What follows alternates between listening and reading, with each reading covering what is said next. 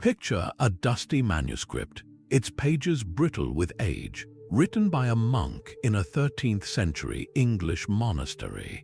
He records a strange account from a fellow pilgrim returning from Armenia.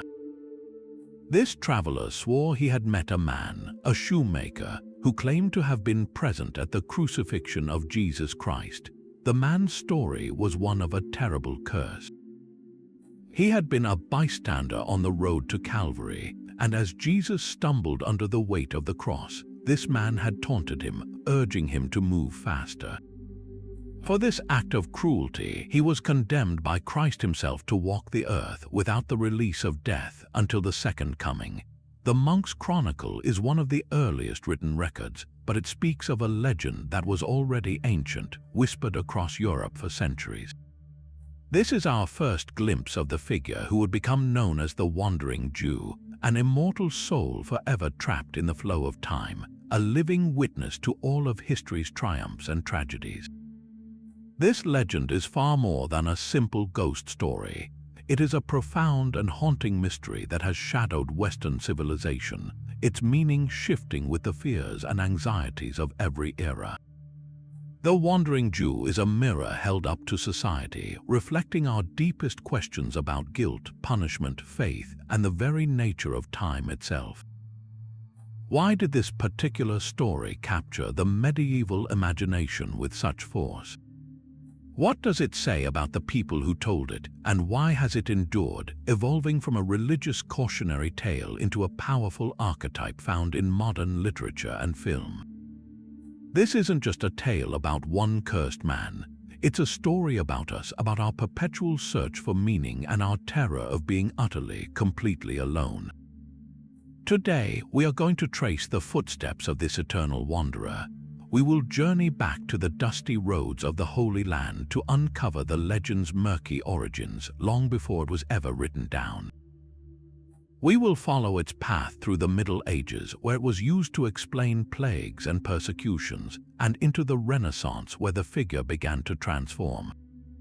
We will explore how this cursed immortal became a symbol of the eternal outsider, and how his story continues to resonate, a chilling reminder of a fate that is, in some ways, the ultimate human fear: to see everything you know and love turn to dust while you remain forever walking. This is the enduring mystery of the Wandering Jew, a legend that refuses to die. To understand how this specific legend took root, we must first look to the source that provided its fertile ground, the story of Christ's passion itself. The Gospels of Matthew, Mark, Luke, and John describe the path to Calvary, a journey of immense suffering where Jesus, weakened by scourging, stumbles under the weight of the cross. The Roman soldiers, impatient to complete the execution, press a bystander into service, a man named Simon of Cyrene, who is forced to carry the cross. While the canonical texts don't explicitly mention a taunting shoemaker, they are filled with moments of humiliation and violence from the crowd, Roman soldiers, and even one of the criminals crucified beside him. This atmosphere of mockery and cruelty provided the essential emotional core. Early Christians meditating on these events might have wondered about the fate of those who participated in this ultimate sin. What became of the soldier who cast lots for his garments, or the Pharisee who sneered? The idea of a divine punishment fitting the crime, an eternal exile for someone who denied a suffering man rest felt like a logical, if terrifying, theological conclusion. The search for a specific face in the crowd leads us to a fascinating, though ambiguous, figure, Malchus. Mentioned in the Gospel of John, Malchus is the servant of the high priest Caiaphas, whose ear is severed by the apostle Peter in the Garden of Gethsemane. Jesus famously heals the wound, while Malchus is not present on the road to Calvary. Early Christian storytellers began to weave connections. Could the man who witnessed such a miracle and still participated in the arrest of the Son of God be subject to a unique punishment?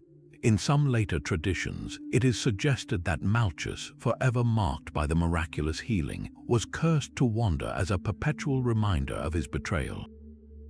This illustrates a key process in the legend's development. the retroactive identification of a vague, anonymous offender from the Passion narrative with a named yet minor character, giving the curse a more concrete origin point. Beyond the accepted scriptures, a rich world of early Christian and medieval apocryphal literature further developed these themes of elongated life and divine judgment. Texts like the Acts of Pilate, also known as the Gospel of Nicodemus, which detailed the harrowing of hell, circulated widely and fueled the popular imagination. Within this folklore, we find characters like the prophet Elijah, who was taken to heaven in a chariot of fire and was believed to return before the Messiah, or John the Apostle, about whom Jesus said, "If I will that he tarry till I come," leading to legends that John never died but slept in his grave waiting. Most significantly, there was the story of Cartaphilus, the gatekeeper of Pontius Pilate. In some versions, he is the one who struck Jesus and told him to move faster, receiving the reply, "I go, and you will wait until I return." These apocryphal tales created a conceptual framework where extended life until the second coming was not unheard of. It was a recognized form of divine intervention, though for the wandering Jew, it was transformed from a blessing into an unbearable curse, a sentence to observe the endless march of centuries. While these apocryphal stories provided the raw material, the legend needed a specific spark to leap from local folklore into the annals of recorded history. That moment arrived in the 13th century, not in the Holy Land, but in the quiet scriptorium of an English monastery. Around the year 1228, a Benedictine monk named Roger of Wendover was compiling his great work, the Flores Historiarum, or Flowers of History, a sweeping chronicle of the world from the creation onward. Within its pages, he recorded an extraordinary story that would forever change the course of the legend. Wendover writes of an Armenian archbishop who made a pilgrimage to St. Albans Abbey. During his visit, this archbishop shared an incredible tale, swearing that he had not just heard rumors, but had actually broken bread with the cursed man himself. He gave the wanderer a name, Cartaphilus, once the doorkeeper for Pontius Pilate. The archbishop's account was chillingly specific. He described Cartaphilus as a man of sober demeanor, a devout Christian who was forever waiting for the promised return of the Christ he had wronged. According to this testimony, it was Cartaphilus who, as Jesus paused under the weight of the cross, struck him and commanded him to move faster. In response, Jesus fixed his gaze upon the man and uttered the fateful curse, "I go, and you shall wait till I return." The impact of this written record cannot be overstated. Before Wendover's chronicle, the story was likely a mutable piece of oral tradition, changing with each telling. By committing it to parchment, Roger of Wendover gave the wandering Jew an official pedigree, a concrete identity, and a seemingly reliable source. This was no longer just a vague rumor. It was a first-hand account from a respected clergyman, a visiting archbishop, documented in a serious historical work. The setting itself lent immense credibility. St. Albans was one of England's most important monastic centres, and the Flores Historiarum was intended as an authoritative text. By placing the story there, Wendover effectively baptized it with the authority of the Church and the weight of history. This specific naming of Cartaphilus was a masterstroke. It anchored the spectral figure to a defined role, Pilate's doorkeeper, and a specific dramatic action. The legend now had a clear sin and a clear punishment, wrapped in the compelling package of an eyewitness report. This version, with its details of the archbishop's personal encounter, made the unbelievable feel tantalizingly possible. It suggested that this immortal witness wasn't just a mythic archetype, but a real, tangible person you might theoretically meet on your own travels, a man waiting patiently for his own redemption at the end of days. Yet the name Cartaphilus, given such authority by Roger of Wendover, would not be the wanderer's final identity. As the legend seeped out of monastic chronicles and into the popular culture of the late Middle Ages, it began to transform, adapting to the fears and languages of the people who told it. The next great leap in the story's evolution occurred on the European continent, particularly in Germany, where the figure acquired the name that would eventually become the most famous, Ahasuerus. This shift was far from arbitrary. It represented a profound change in how ordinary people perceived the cursed man and his symbolic meaning. The name Ahasuerus is borrowed directly from the Hebrew Bible, specifically the Book of Esther, where it refers to a powerful Persian king, often identified as Xerxes. On the surface, this seems like a strange choice. Why name a wretched, wandering sinner after a mighty, if flawed, monarch? The irony is precisely the point. By giving the wanderer a kingly name, the legend amplified the tragedy of his fall. He was not just a common bystander, but someone whose pride and arrogance warranted a punishment of cosmic proportions, a king reduced to a pauper, forever exiled from any kingdom. This German incarnation of the wandering Jew also solidified his profession, moving him from the halls of power as Pilate's doorkeeper to the workshops of everyday life as a humble shoemaker.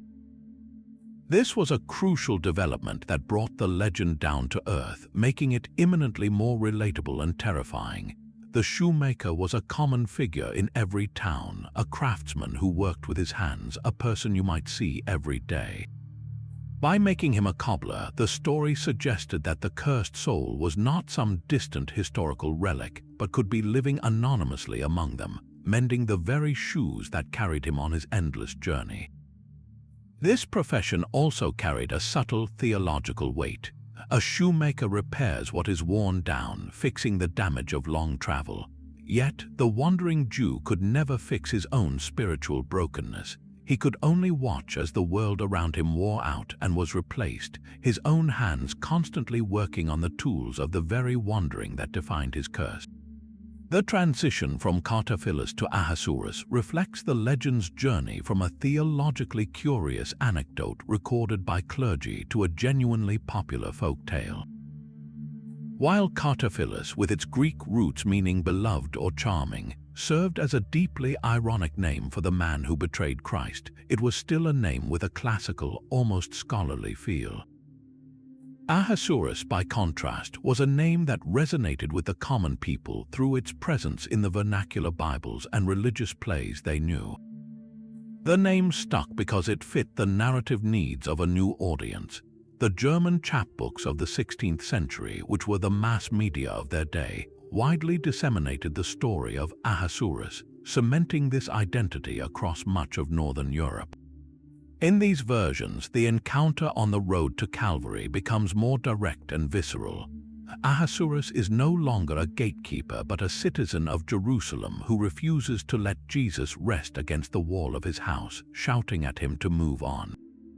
His punishment is thus tied directly to a denial of basic human compassion, a refusal of shelter, making his eternal homelessness a perfectly fitting divine justice. As the centuries turned, the legend continued to morph, absorbing the characteristics of each new era. In some French accounts, he is known as Isaac Laquedem, a name with Hebrew origins meaning he who goes before the people or the Ancient One. In Eastern European folklore, he sometimes blends with other mythical figures like the Flying Dutchman, another captain condemned to wander eternally.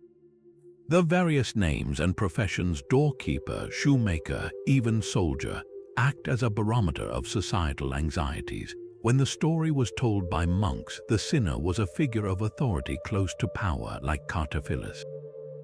When it was told by tradespeople and artisans, the sinner was one of their own, a shoemaker. Each iteration asked the same haunting question: what if the sin of rejecting the divine was not committed by a villain in a sacred text, but by an ordinary person, someone just like you?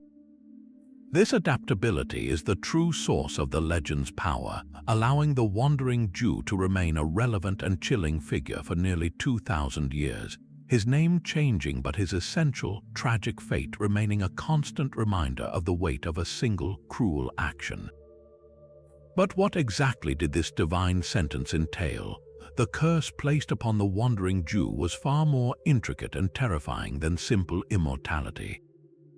Medieval sources describe a state of existence that was a perfect, cruel inversion of the heavenly rest promised to the faithful. It was not eternal youth or vigor, but a perpetual process of aging and decay, a body that grew ever more weary and worn without the release of death. He was condemned to be a constant traveler, never permitted to settle in one place for more than a few decades before an unseen force compelled him to move on, preventing him from forming lasting bonds or finding a true home. Imagine the profound exhaustion of a journey with no destination, where every step forward is a reminder of the sin that set you on this path. This was not living, it was a suspended animation, a soul trapped in a body that served as its own prison, forced to witness the endless cycle of human history, the rise and fall of empires, the birth and death of generations, all while remaining utterly separate from it. From a theological standpoint, this punishment was considered a masterpiece of divine justice, a perfect fit for the crime. The man, whether called Cartaphilus or Ahasuerus, had denied a suffering figure a moment of rest. Therefore, his penalty was the eternal denial of rest for himself. He had urged Jesus to move faster on his path to death. In return, he was condemned to move forever on a path that explicitly denied him death. This concept of a punishment mirroring the sin, known as contrapasso, is found throughout medieval religious thought, most famously in Dante's Inferno. The curse ensured the wanderer would become a living testament to the truth of Christ's passion. His very existence was proof of the event, a perpetual relic from the most pivotal moment in Christian history, forced to wander the earth and confirm the gospel story through his own tragic testimony. This starkly contrasts with other long-lived or immortal figures within Christian tradition, highlighting the uniquely punitive nature of the wandering Jew's fate. Consider the prophet Enoch, who walked with God and he was not, for God took him, or the prophet Elijah, who ascended to heaven in a chariot of fire. These figures were granted eternal life as a reward for their righteousness, a blessed state of communion with the divine. Even John the Apostle, about whom Jesus said, "If it is my will that he remain until I come," was often interpreted in medieval legend as being alive, sleeping in his grave, awaiting the end times, a state of peaceful expectation, not one of frantic wandering. The wandering Jew's immortality was the dark opposite of these blessed states. It was not a transcendence of human frailty, but an amplification of it. He experienced all the pains and sorrows of mortality, sickness, grief, loneliness, but none of its final comforts. The psychological horror of this existence, from a medieval perspective, is almost unbearable to contemplate. In an era defined by faith, the ultimate goal of life was a good death, a mors bona, culminating in the salvation of the soul and eternal rest in the presence of God. The wandering Jew was systematically denied this entire spiritual journey. He could not die, and therefore he could not be saved.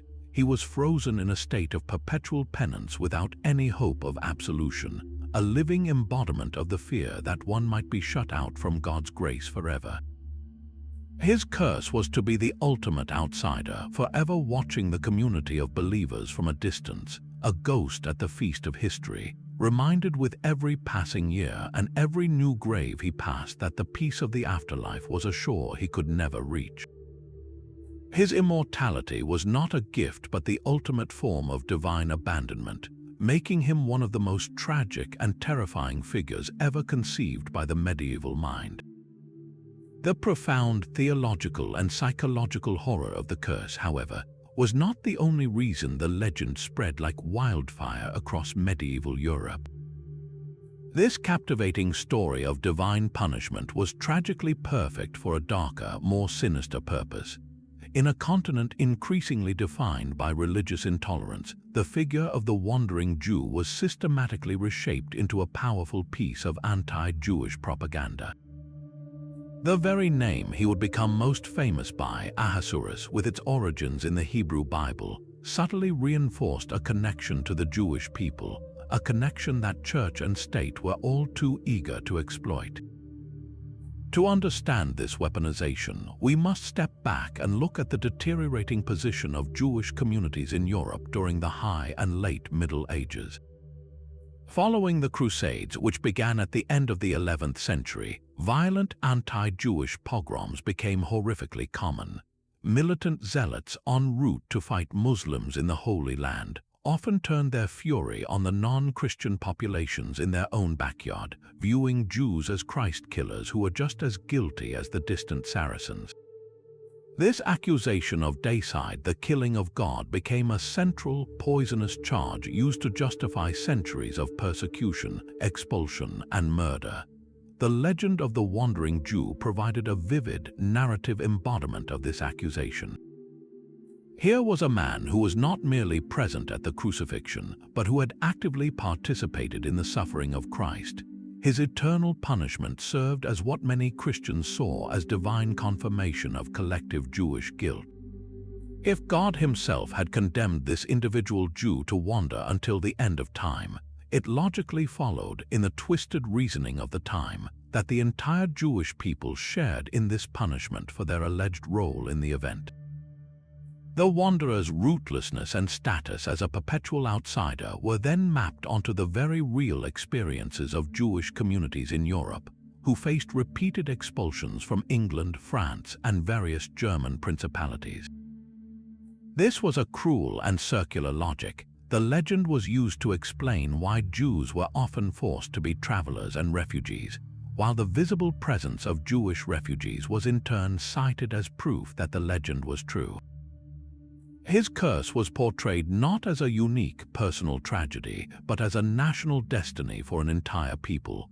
This narrative was actively promoted through the most powerful mediums of the era: sermons, passion plays, and church art. During Holy Week, the days leading up to Easter, priests would deliver fiery sermons recounting the suffering of Christ, and the figure of the wandering Jew would be invoked as a living reminder of the sin of the Jews. In the elaborate mystery plays performed in town squares, a character named Ahasuerus or Cartaphilus would appear, often as a grotesque and hateful figure, reenacting his taunting of Jesus to a booing and hissing crowd. These performances were not simple Bible stories. They were visceral, emotional experiences that blurred the line between scripture and contemporary prejudice. For the average medieval Christian watching the play, the villain on stage was not just a historical character, but a representation of the Jewish moneylender or peddler they might encounter in their own lives. The legend effectively dehumanized Jewish people by reducing them to a single, cursed archetype, an eternal villain whose suffering was deserved. Perhaps the most damaging consequence of this propaganda was how it fueled blood libels and other violent accusations. When communities were struck by unexplained tragedies like the Black Death in the 14th century or the mysterious death of a Christian child, fearful populations looked for a scapegoat. The image of the wandering Jew, an ageless, sinister outsider roaming from town to town, provided a perfect template for suspicion. Rumors spread that Jews were poisoning wells or engaging in ritual murder, acts that were seen as a continuation of their alleged hatred for Christ. The wanderer's immortality made him a spectral figure who could be blamed for catastrophes spanning centuries, a symbol of an ancient, persistent evil working against Christendom. This was not a passive story. It was a narrative that had direct and deadly consequences, providing a theological excuse for mob violence and state-sanctioned oppression. The legend, born from a meditation on sin and punishment, was twisted into a tool of hatred, ensuring that the wandering Jew's footsteps were traced not only in myth, but in the very real blood spilled on the cobblestones of medieval Europe. The chilling power of this weaponized legend was amplified immeasurably by something that made it feel terrifyingly real: a constant stream of reported sightings. This was not a story confined to dusty books. It was a living mystery, with people across the continent swearing they had encountered the cursed wanderer in the flesh. The trail of these encounters, meticulously recorded in town chronicles, personal letters, and pamphlets, creates a ghostly map of Europe, tracing the relentless footsteps of a man who could never rest. Following the initial account from the Armenian archbishop in 13th century England, the legend began to migrate, appearing with increasing frequency in the bustling port cities and trade routes of Central Europe. One of the most detailed early accounts comes from Hamburg in the year 1547. According to city records, a man appeared, ragged and weary, claiming to be the very same Cartaphilus who had served Pontius Pilate. He spoke with an air of ancient authority, recounting details of the crucifixion as if he had been there just yesterday. He was described as deeply pious, attending church daily, but he never stayed long in one place, vanishing as mysteriously as he had arrived, leaving the citizens of Hamburg to wonder if they had hosted a living saint or a damned soul. Just a few decades later, in 1575, a strikingly similar figure was reported in Vienna. This time, the man gave the name Ahasuerus and identified himself as a shoemaker from Jerusalem. His story was consistent with the German chapbook versions. He had denied Jesus a moment of rest at his doorstep. The Viennese account added a haunting new detail. The wanderer claimed to have a sort of internal clock, a compulsion that forced him to move on every 100 years, preventing him from forming any lasting connections. These reports from Hamburg to Vienna shared a common pattern. The man was never described as a specter or a monster, but as a tangible human figure, albeit one marked by a profound, timeless sorrow. He was often seen as devout, praying fervently, as if his entire existence was an unending act of penance. He would share his tragic tale, sometimes answering questions about historical events he had witnessed, and then he would be gone, leaving behind a community abuzz with a mixture of fear, fascination, and a grim sense of confirmation. The very mundanity of these encounters, a stranger in the town square, a visitor in the church, is what made them so believable. They transformed an abstract theological concept into a news story, a current event that lent an incredible sense of immediacy to the legend. The flow of these sightings moved westward as well, with notable accounts emerging in France and Spain throughout the 16th and 17th centuries. In 1604, a French journal reported the appearance of a mysterious pilgrim in Brittany, a man who spoke many languages and displayed an uncanny knowledge of ancient times.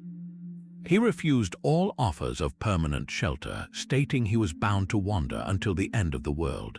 In Spain, the legend intertwined with local folklore, with some accounts placing him in Barcelona, where he was said to have worked as a porter, his immense strength a remnant of his agelessness.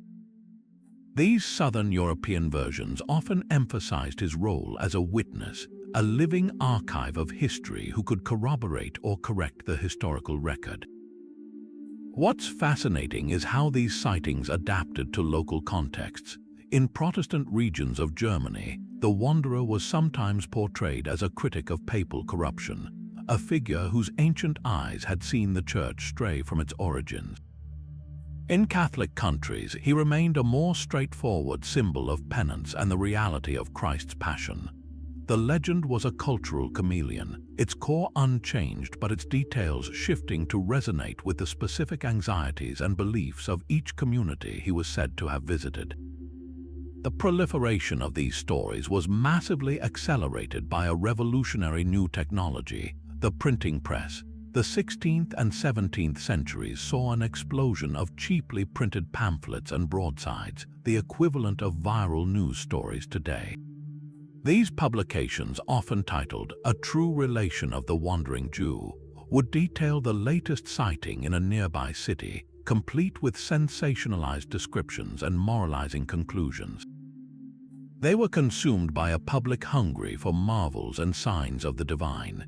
This pamphlet literature did not just report the sightings, it actively created a feedback loop. A story printed in Prague about an appearance in Bohemia would inspire a sighting in Bavaria a few years later, as the template for the encounter became firmly established in the popular imagination. People knew what to expect: a ragged man, a tragic story, a sudden disappearance. This made it easier for hoaxes to be perpetuated, for lonely travelers or mentally unstable individuals to be mistaken for the legendary figure and for the entire phenomenon to sustain itself for centuries. The legend was no longer being passed down by monks, it was being broadcast by a nascent media machine, giving the wandering Jew a pervasive presence in the early modern mind that was impossible to ignore.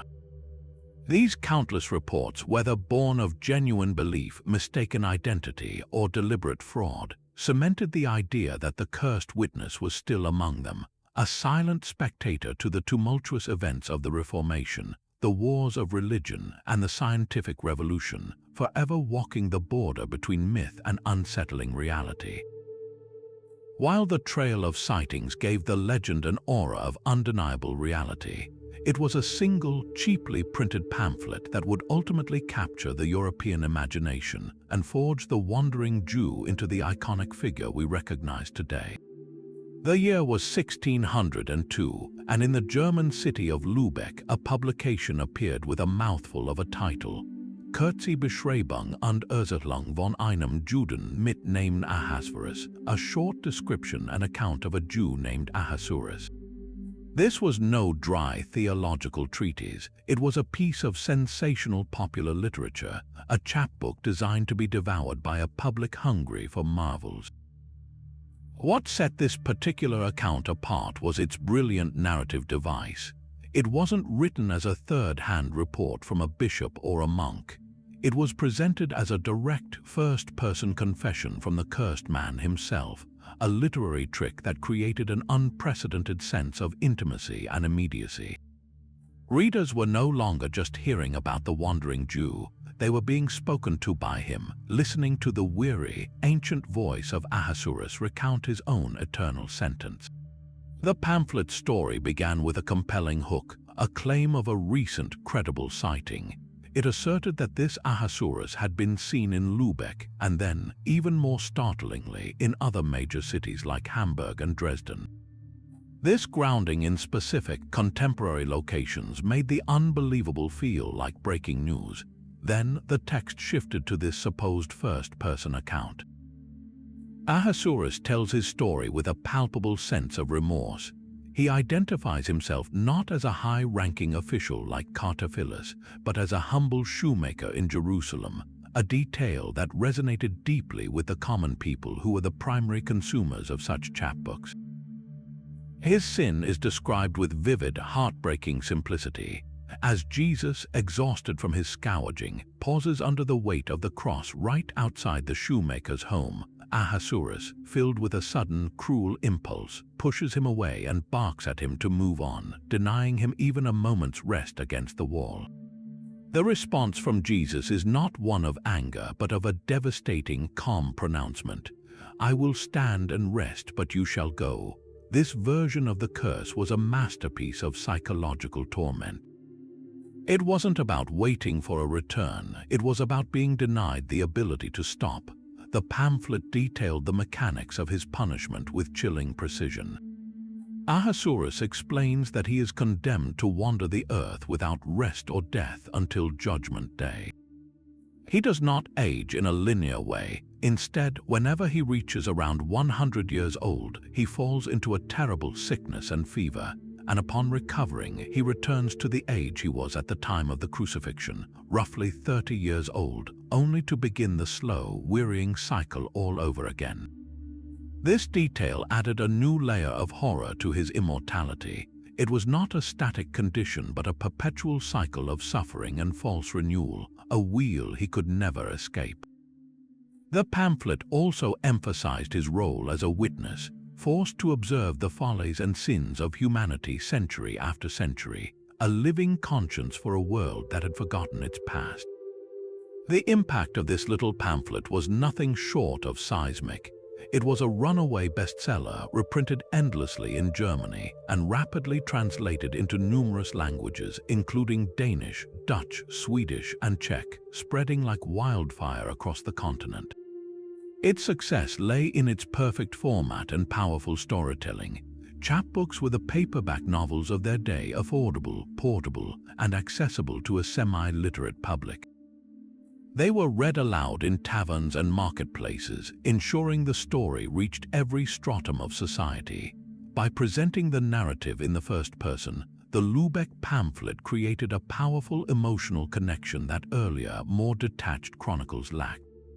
Readers could almost feel the shoemaker's despair, his loneliness, and his grinding exhaustion. This emotional resonance, combined with the thrilling claim of recent sightings, made the legend feel more alive and urgent than ever before. Most importantly, the 1602 chapbook effectively standardized the legend. While versions of the story had varied wildly from region to region, was the sinner a doorkeeper or a shoemaker? Was his name Cartaphilus or Isaac Laquedem? This widely distributed text cemented the key elements into a cohesive whole for a mass audience. It firmly established the name Ahasuerus as the wanderer's primary identity throughout Northern Europe. It locked in his profession as a shoemaker, a figure of everyday life, and it provided the definitive, dramatic scene of the sin, the denial of rest at the doorstep. This pamphlet didn't just report on the legend, it actively shaped and defined it, creating a template that would influence all subsequent retellings for centuries. The Wandering Jew was no longer a malleable figure of local folklore. Thanks to the power of the printing press, he had become a pan-European celebrity of sorrow, his story fixed in the popular imagination with a consistency that the medieval world could never have achieved. So what did this eternal traveler actually look like? The eyewitness accounts and pamphlets that swept across Europe were remarkably consistent in their physical description, painting a portrait that was designed to be both pitiable and awe-inspiring. He was almost invariably described as a tall man, with a posture bent not just by age but by the immense weight of his centuries-long journey. His hair and beard were long, white, and unkempt, like a hermit who had wandered straight out of the wilderness. But it was his face that captivated storytellers the most, etched with an unfathomable sorrow. His eyes were said to hold a deep, haunted look, as if they had witnessed every tragedy in human history. This visage of profound melancholy was crucial. It marked him not as a monster, but as a profoundly tragic figure, a man trapped in a state of perpetual grief. His clothing reinforced this image of endless hardship. He was never depicted in fine robes, but in tattered, threadbare garments, often a simple cloak or the rough clothes of a pilgrim, worn thin from countless miles on the road and offering little protection against the elements. This physical presentation made him instantly recognizable in folk tales, the archetypal ancient wanderer, a figure of timeless suffering you might encounter on a lonely forest path or in the shadowy corner of a tavern. Yet the most chilling and ingenious aspect of his curse, detailed in accounts like the Lübeck pamphlet, was the cyclical nature of his aging. This was not a simple case of being frozen forever young. Instead, his life unfolded in a cruel, repeating loop.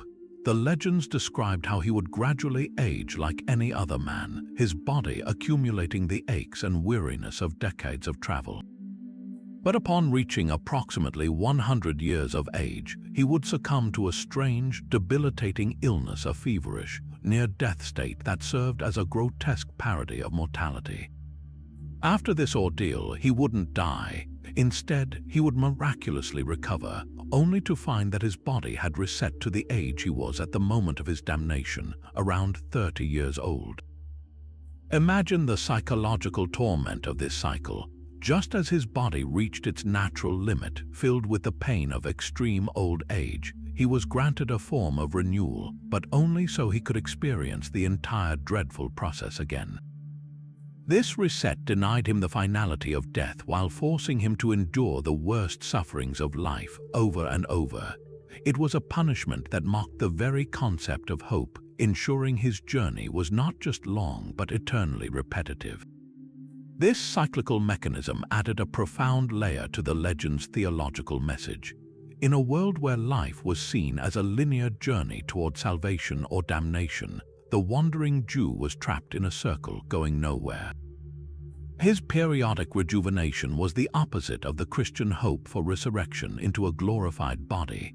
it was a return to a fallen, suffering state. Furthermore, this detail made the countless sightings over centuries seem plausible to a pre-scientific audience. How could the same man be seen in the 13th century and again in the 16th? The answer was built into the curse itself. He wasn't just immortal, he was periodically renewed, allowing him to appear and reappear throughout history. This clever narrative device allowed the story to adapt to new eras, ensuring that a sighting could theoretically happen in any generation, keeping the legend alive and feeling urgently contemporary for hundreds of years. His recognizable appearance, the tall, sorrowful figure with a beard, became a kind of cultural shorthand, a symbol that transcended any single telling of the tale and cemented his status as a true mythic icon of the Western world. This role as an ever-present observer is perhaps the most fascinating layer of the entire legend. The wandering Jew was not just a man cursed to walk the earth. He was condemned to be history's most reluctant spectator, a first-hand witness to every major event that shaped the Western world following the crucifixion.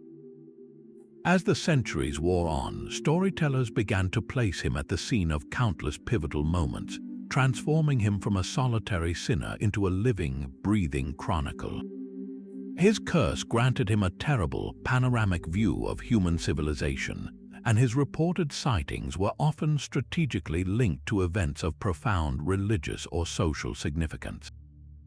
He wasn't merely wandering, he was tracing the very outline of Christian history itself. One of the earliest historical events he was connected to was the catastrophic fall of Jerusalem to the Roman legions in the year 70. This connection was deeply symbolic and emotionally potent.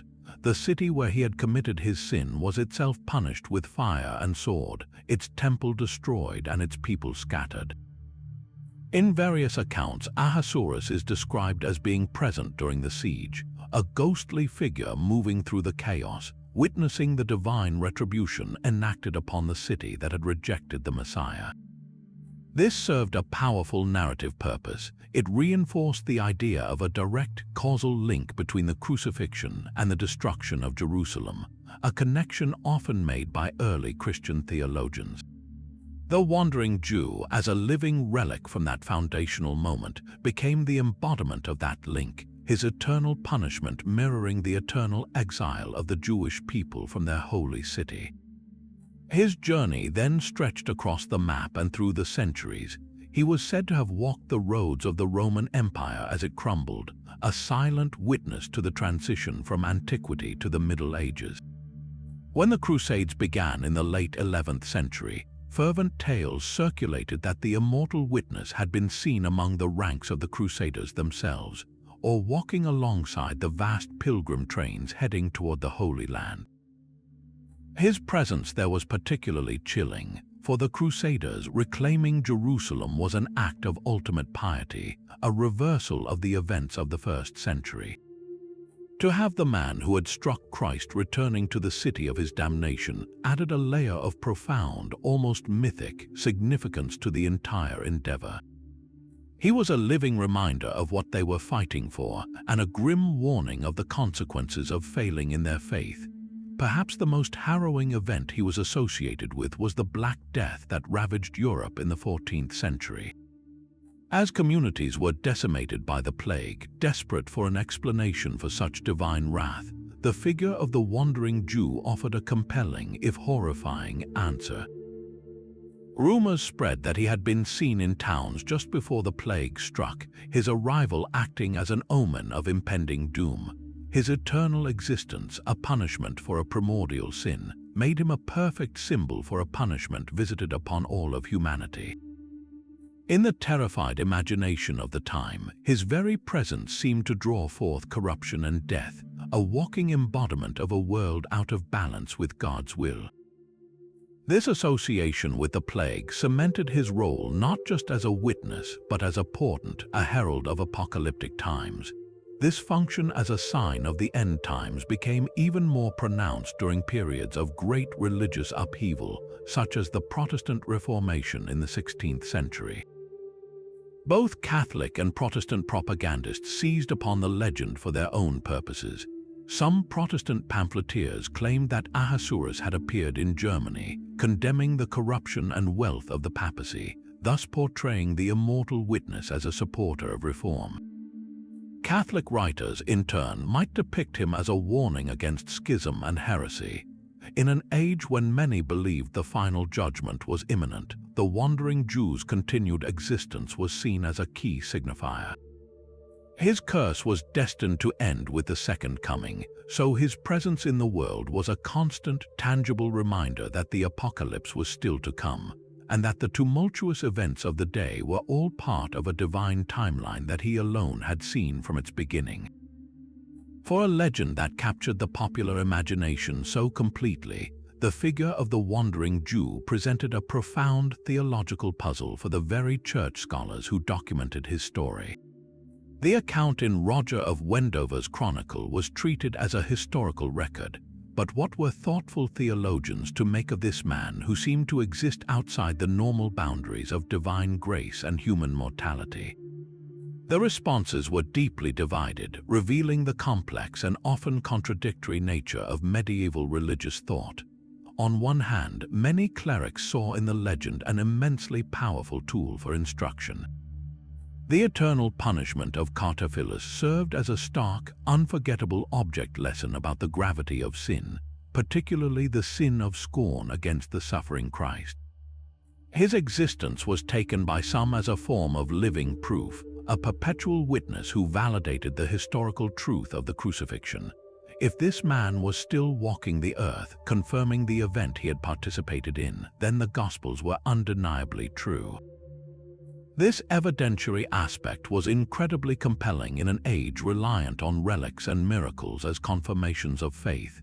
Yet, for every scholar who embraced the story, there was another who viewed it with deep suspicion and rigorous skepticism. The most significant challenge was its complete absence from the canonical texts of the Bible. Scripture was the ultimate authority, and a story of such monumental importance, a personal curse from Jesus himself leading to an immortal human, would surely have been recorded in the Gospels if it were true. Skeptics argued that the legend was precisely that, a legend, a piece of apocryphal folklore that, while morally instructive, should not be mistaken for divine truth. They pointed out that the curse, as described, seemed to create a theological inconsistency. If Christ's death on the cross was meant to bring redemption for all who repented, what did it mean for one soul to be denied that opportunity for all eternity? This raised troubling questions about the limits of God's mercy. Could a single moment of cruelty, however grave, warrant an punishment with absolutely no possibility of forgiveness, even after centuries of apparent penance? This idea seemed to conflict with the core Christian message of hope and redemption. This tension sparked sophisticated debates about the nature of divine justice and the wanderer's ultimate fate. If the curse was real, what would happen to Ahasuerus at the end of time during the second coming? This was perhaps the most intricate question of all. One school of thought held that his punishment was absolute and final. Upon Christ's return, the wandering Jew would simply cease to exist, his soul annihilated rather than being granted the resurrection promised to the saved and the damned alike. His unique curse was to be excluded from the entire cosmic drama of judgment, a fate worse than hell itself, eternal oblivion. A more compassionate interpretation, however, suggested that the curse itself contained a hidden seed of grace. The phrase, "You shall wait till I return," could be read not as a condemnation to endless wandering, but as a promise that he would indeed be present at the parousia. In this view, the entire duration of his journey was an extended period of penance, and at the moment of Christ's return, he would finally be allowed to die and face judgment like every other human soul. There was even a hopeful, if minority, perspective that he would be forgiven, his immense suffering through the ages serving as a form of purification that would ultimately lead to his salvation. These debates reveal that the legend was far from a simple, monolithic tale of damnation. It acted as a catalyst for medieval theologians to grapple with profound questions about time, punishment, and mercy. The figure of the wandering Jew forced them to consider the terrifying possibility of a soul trapped in history, a living symbol of a punishment that was both perfectly just and terrifyingly absolute. He was a paradox, a man whose existence proved Christ's passion, yet whose eternal fate seemed to challenge the very redemptive power of that same event. This intellectual friction ensured the legend's endurance not just in taverns and pamphlets, but in the halls of scholarly debate, where it remained a haunting and unresolved mystery within the framework of medieval faith. Yet as the 17th century gave way to the 18th, the very ground beneath the legend began to shift. The Age of Enlightenment, with its embrace of reason, scientific inquiry, and skepticism, cast a brilliant, unforgiving light on the old tales. The world was changing. Thinkers were challenging the authority of tradition and demanding empirical evidence for long-held beliefs. In this new intellectual climate, the wandering Jew could no longer simply be accepted as a factual account. The same printing presses that had once spread the story of Ahasuerus like wildfire now became the vehicle for its critical dissection. Scholars and writers began to pick apart the legend with a rationalist's precision, asking questions that the medieval mind had never considered. Where was the historical evidence beyond repetitive, unverifiable anecdotes? How could a single man have been present at so many disparate events over 1,500 years? The once terrifying figure began to look less like a damned soul and more like a clumsy superstition, a relic of a less enlightened age. This transformation in perception was led by some of the most formidable minds of the era. The French philosopher Voltaire, a master of satire and a fierce critic of religious dogma, wielded the legend as a weapon against what he saw as the absurdities of superstition. He didn't just dismiss the story, he mocked it, pointing out its logical impossibilities with characteristic wit. If the Jew was truly immortal, Voltaire quipped, he should have used his endless time to become the greatest scholar on earth, mastering every science and art rather than simply wandering in rags. For Voltaire, the persistence of such a belief was evidence of the gullibility fostered by unchecked religious authority. Similarly, the English historian Edward Gibbon, in his monumental The History of the Decline and Fall of the Roman Empire, approached the legend with a historian's cold-eyed scrutiny.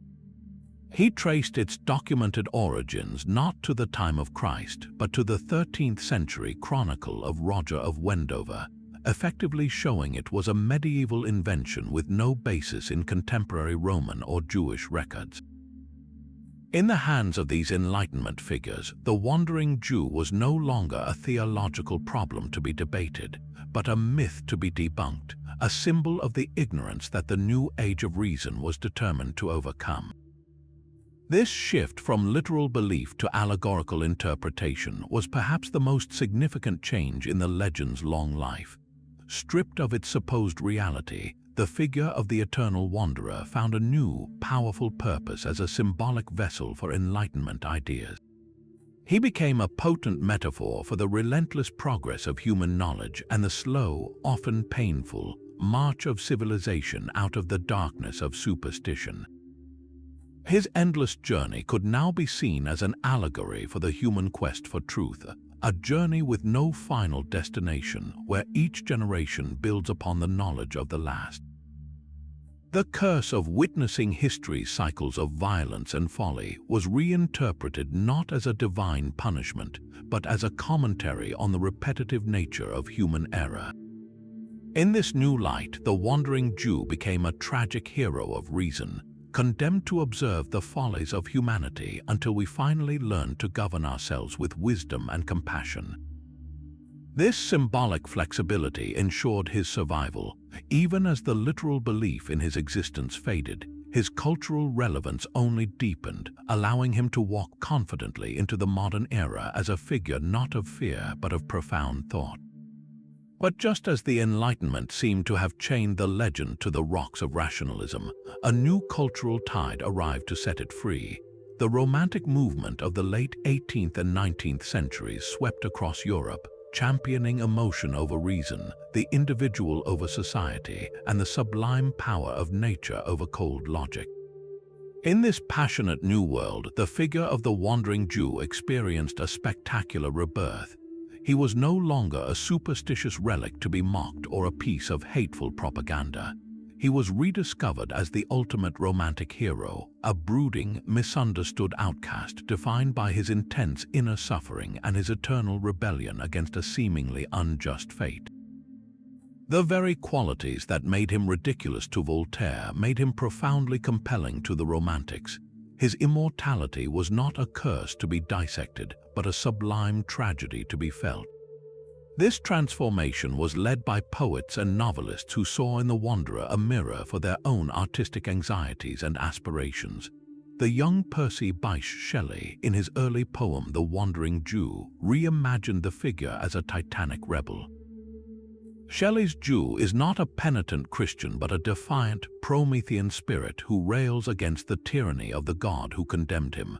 His endless life becomes a symbol of the artist's own struggle against the constraints of tradition and authority. The curse is reframed not as a punishment for a specific sin, but as a consequence of a grand, if flawed, act of defiance. In Shelley's hands, the wanderer's suffering is noble, a testament to the human spirit's capacity to endure even under the weight of cosmic injustice. This shift was revolutionary. It took a figure traditionally used to enforce religious conformity and turned him into a symbol of radical individualism and intellectual freedom.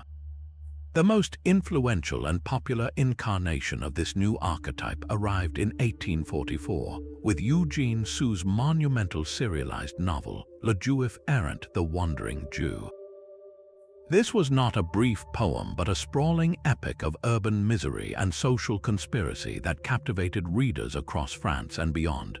Sue, a writer deeply engaged with the socialist and reformist movements of his day, completely overhauled the legend for the industrial age. In his novel, The Wandering Jew, named Ahasuerus, is paired with a second cursed immortal, Herodias, the daughter of King Herod, who is condemned to weep eternally for her part in the death of John the Baptist. Together, they are not agents of evil, but tragic witnesses to the suffering of the poor and the corrupt machinations of a sinister Jesuit order. Sue's genius was to connect the ancient curse directly to the social ills of 19th century Paris. Ahasuerus appears throughout the novel as a mysterious benefactor, using the wealth he has accumulated over centuries to aid a group of honest working-class heroes against their oppressors. His immortality grants him not just historical perspective, but a deep, aching empathy for the downtrodden of every era. He is the ultimate outsider, but now his alienation is a source of moral clarity. He sees through the empty promises of kings and clergy, understanding that true evil lies in the exploitation of the weak. The novel was a sensational success because it tapped into the zeitgeist, transforming The Wandering Jew from a religious cautionary tale into a powerful vehicle for social criticism. He became a champion of the proletariat, his endless wanderings now a quest for justice in an unjust world. This romantic reinvention also involved a crucial softening of the figure's relationship with Christianity. While he remained a Jew, his portrayal was largely stripped of the venomous anti-Semitism that had characterized the medieval versions. Instead, his Jewishness often became a marker of his ancient, noble origins and his status as an eternal victim of persecution. His conflict was less with Christ himself and more with the institutional churches that had, in the eyes of many Romantic writers, distorted Christ's message of love. The Wandering Jew became a critic of ecclesiastical hypocrisy, his weary eyes having seen 2,000 years of religious wars and inquisitions conducted in the name of the very Savior he had encountered. This made him a profoundly sympathetic figure for an age questioning traditional religious authority. The romantic Wandering Jew thus became a composite of powerful new archetypes, the Byronic hero marked by a mysterious past and a melancholic grandeur, the sublime sufferer whose pain elevates him to a higher state of awareness, and the social revolutionary whose unique perspective fuels a desire to remake the world. He was no longer a static symbol of damnation, but a dynamic character whose inner life, his loneliness, his despair, his fleeting hopes became the central focus of the story. This literary metamorphosis ensured the legend's survival into the modern era. By making him a vessel for the deepest anxieties and highest ideals of the 19th century, the longing for freedom, the cry for social reform, the cult of individual feeling, writers like Shelley and Sue gave the wandering Jew a new soul, allowing him to walk out of the shadows of superstition and into the spotlight as one of the most complex and enduring characters in Western literature. Eugene Sue's monumental serial, Le Juif Errant, did far more than simply retell an ancient myth. It detonated a cultural explosion that reshaped the legend for the industrial age. When the first installment appeared in 1844, readers were plunged into a world far removed from the dusty roads of Jerusalem. Sue constructed a vast, intricate plot that wove together the ancient curse with the urgent social dramas of 19th century Paris, creating a narrative of breathtaking scope and ambition. The story follows two immortal figures, the familiar Ahasuerus, the wandering Jew, and a new, equally tragic companion, Herodias, often depicted as the sister of Pontius Pilate's wife, who is cursed to weep eternally for her part in the death of John the Baptist. Their paths converge around the destinies of the Renipont family, a line of humble, honest descendants of a Protestant ancestor who was cheated out of a vast inheritance by a ruthless and powerful enemy, the Society of Jesus, the Jesuits. The novel's engine is a fiendish conspiracy. The Jesuits, portrayed as a shadowy, all-powerful organization obsessed with global domination, are determined to prevent the Renipont heirs from claiming their rightful inheritance, which is set to be distributed on a specific, fast-approaching date. Sue presents a sprawling cast of characters: soldiers, artisans, a blind girl, a virtuous working woman, each representing a different facet of the oppressed but virtuous poor. As the Jesuits deploy every tool of deception, poison, and intimidation to eliminate the heirs one by one, the two immortals act as unseen guardians. Ahasuerus, with his accumulated wisdom and wealth from centuries of life, moves through the grimy streets of Paris as a mysterious protector, using his resources to aid the beleaguered family. His immortality is no longer a passive punishment but an active force for good, granting him a perspective that sees through the corruption of the powerful. This intricate tapestry of a persecuted family, a ticking clock, and a sinister conspiracy made the novel irresistibly suspenseful, ensuring readers eagerly awaited each new chapter. But Le Juif Errant was a landmark not just for its plot but for its profound social conscience. Sue, a committed socialist, used the framework of a popular thriller to deliver a searing indictment of the injustices of his time. The novel is saturated with detailed, often heartbreaking, descriptions of the squalor and suffering of the urban working class. He exposes the brutal conditions in factories, the desperation of the homeless, and the cynical manipulation of the poor by a corrupt alliance of monarchy, aristocracy, and the church hierarchy. In this narrative, the true monsters are not mythical figures but the very real institutions that perpetuate inequality. The wandering Jew becomes the ultimate symbol of the oppressed, an eternal outsider who, by virtue of his endless journey, has developed a deep and abiding empathy for all who suffer. His curse is reimagined as a form of radical enlightenment. Having witnessed 2,000 years of tyranny, he stands unequivocally on the side of the common people. The impact of this serial was nothing short of phenomenal. Published in newspapers, it became a genuine mass media event, read aloud in cafes and workshops across France and beyond. Its sales rocketed into the millions, making it one of the first true international bestsellers and transforming The Wandering Jew into a household name from Europe to America. Sue's genius was in making the ancient legend relevant. He connected the Jews' eternal punishment to the contemporary struggle for workers' rights and social reform.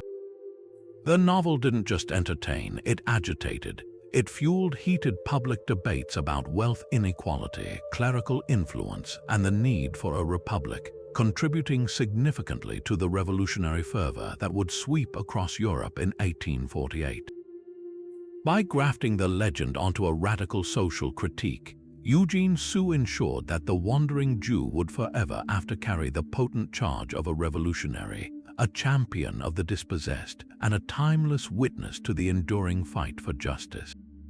As the 19th century unfolded, the footsteps of the eternal wanderer did not halt at the European shoreline.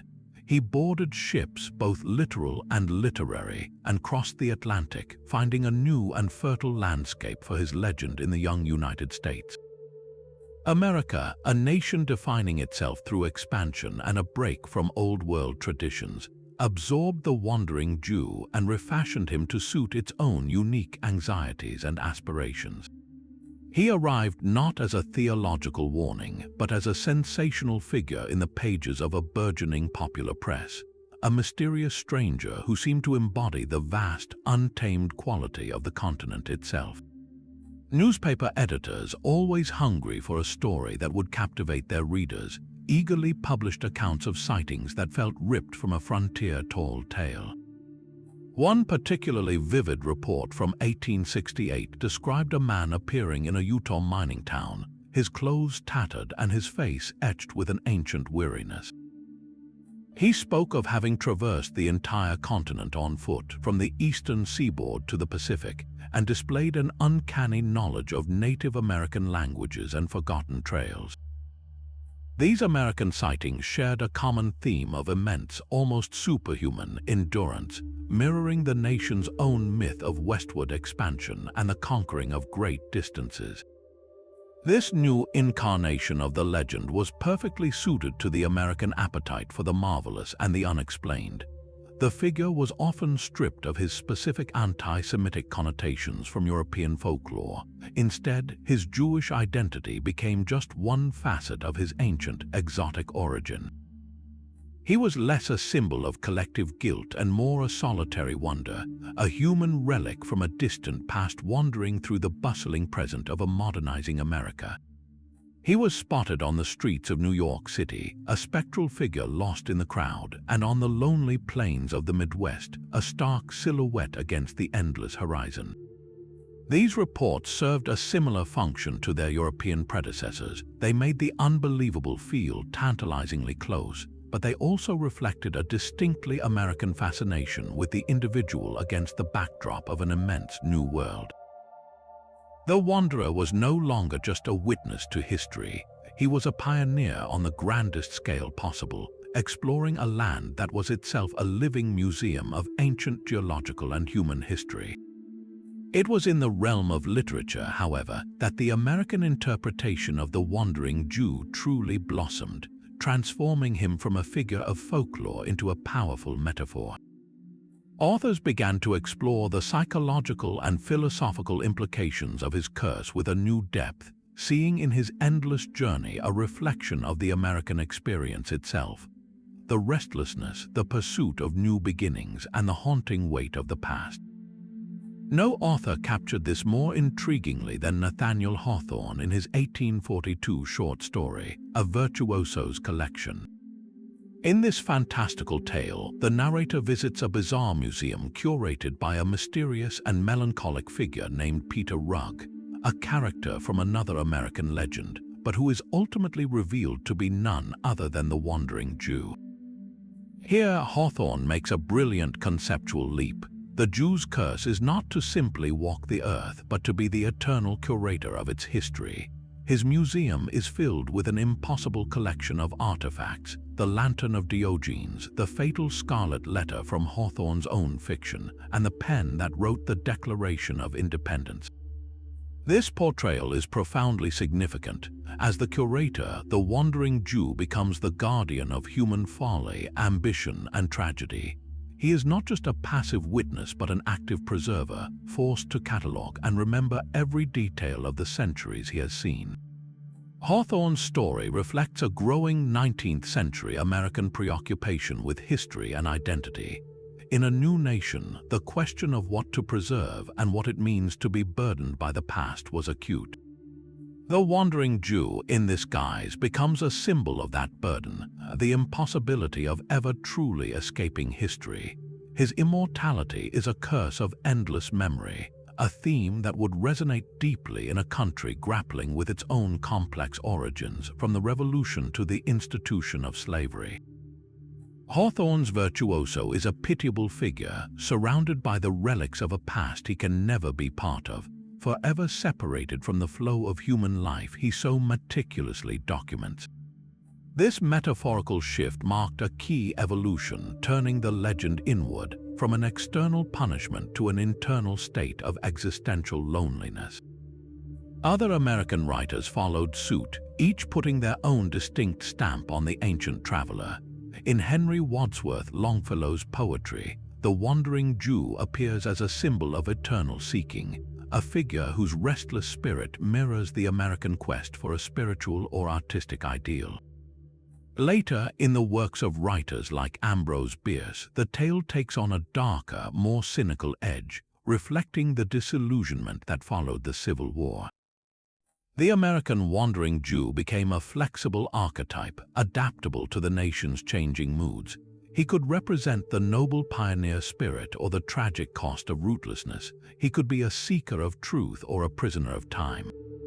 This adaptability ensured that the legend remained vital, proving that the archetype of the eternal outsider had found a powerful new home in the American imagination, where the themes of journey, identity, and the weight of history were being written on an epic scale. The wanderer had crossed an ocean and found that his curse, in a nation of immigrants and endless horizons, was perhaps more relatable than ever before. As the 19th century's social novels gave the legend a revolutionary heart and the 20th century dawned, the wandering Jew found himself stepping onto a brand new stage, the silver screen. The advent of cinema provided the perfect medium for this ancient, spectral figure, a character defined by his visual presence and his journey through time. One of the most significant early adaptations was the 1933 British film The Wandering Jew, starring the legendary actor Conrad Veidt. Veidt, known for his haunting performances in German expressionist films like The Cabinet of Dr. Caligari, brought a profound and tragic gravity to the role. The film presented a sweeping historical epic, tracing the wanderer's path from the crucifixion through the Spanish Inquisition and into the modern era. This cinematic treatment was pivotal. It visualized the legend for a mass audience in a way that books never could, transforming the abstract idea of an immortal witness into a tangible, moving image. The film's structure, jumping across centuries, cemented the core premise of the cursed immortal as a spectator to history's greatest horrors, reinforcing his role as a living conscience for humanity.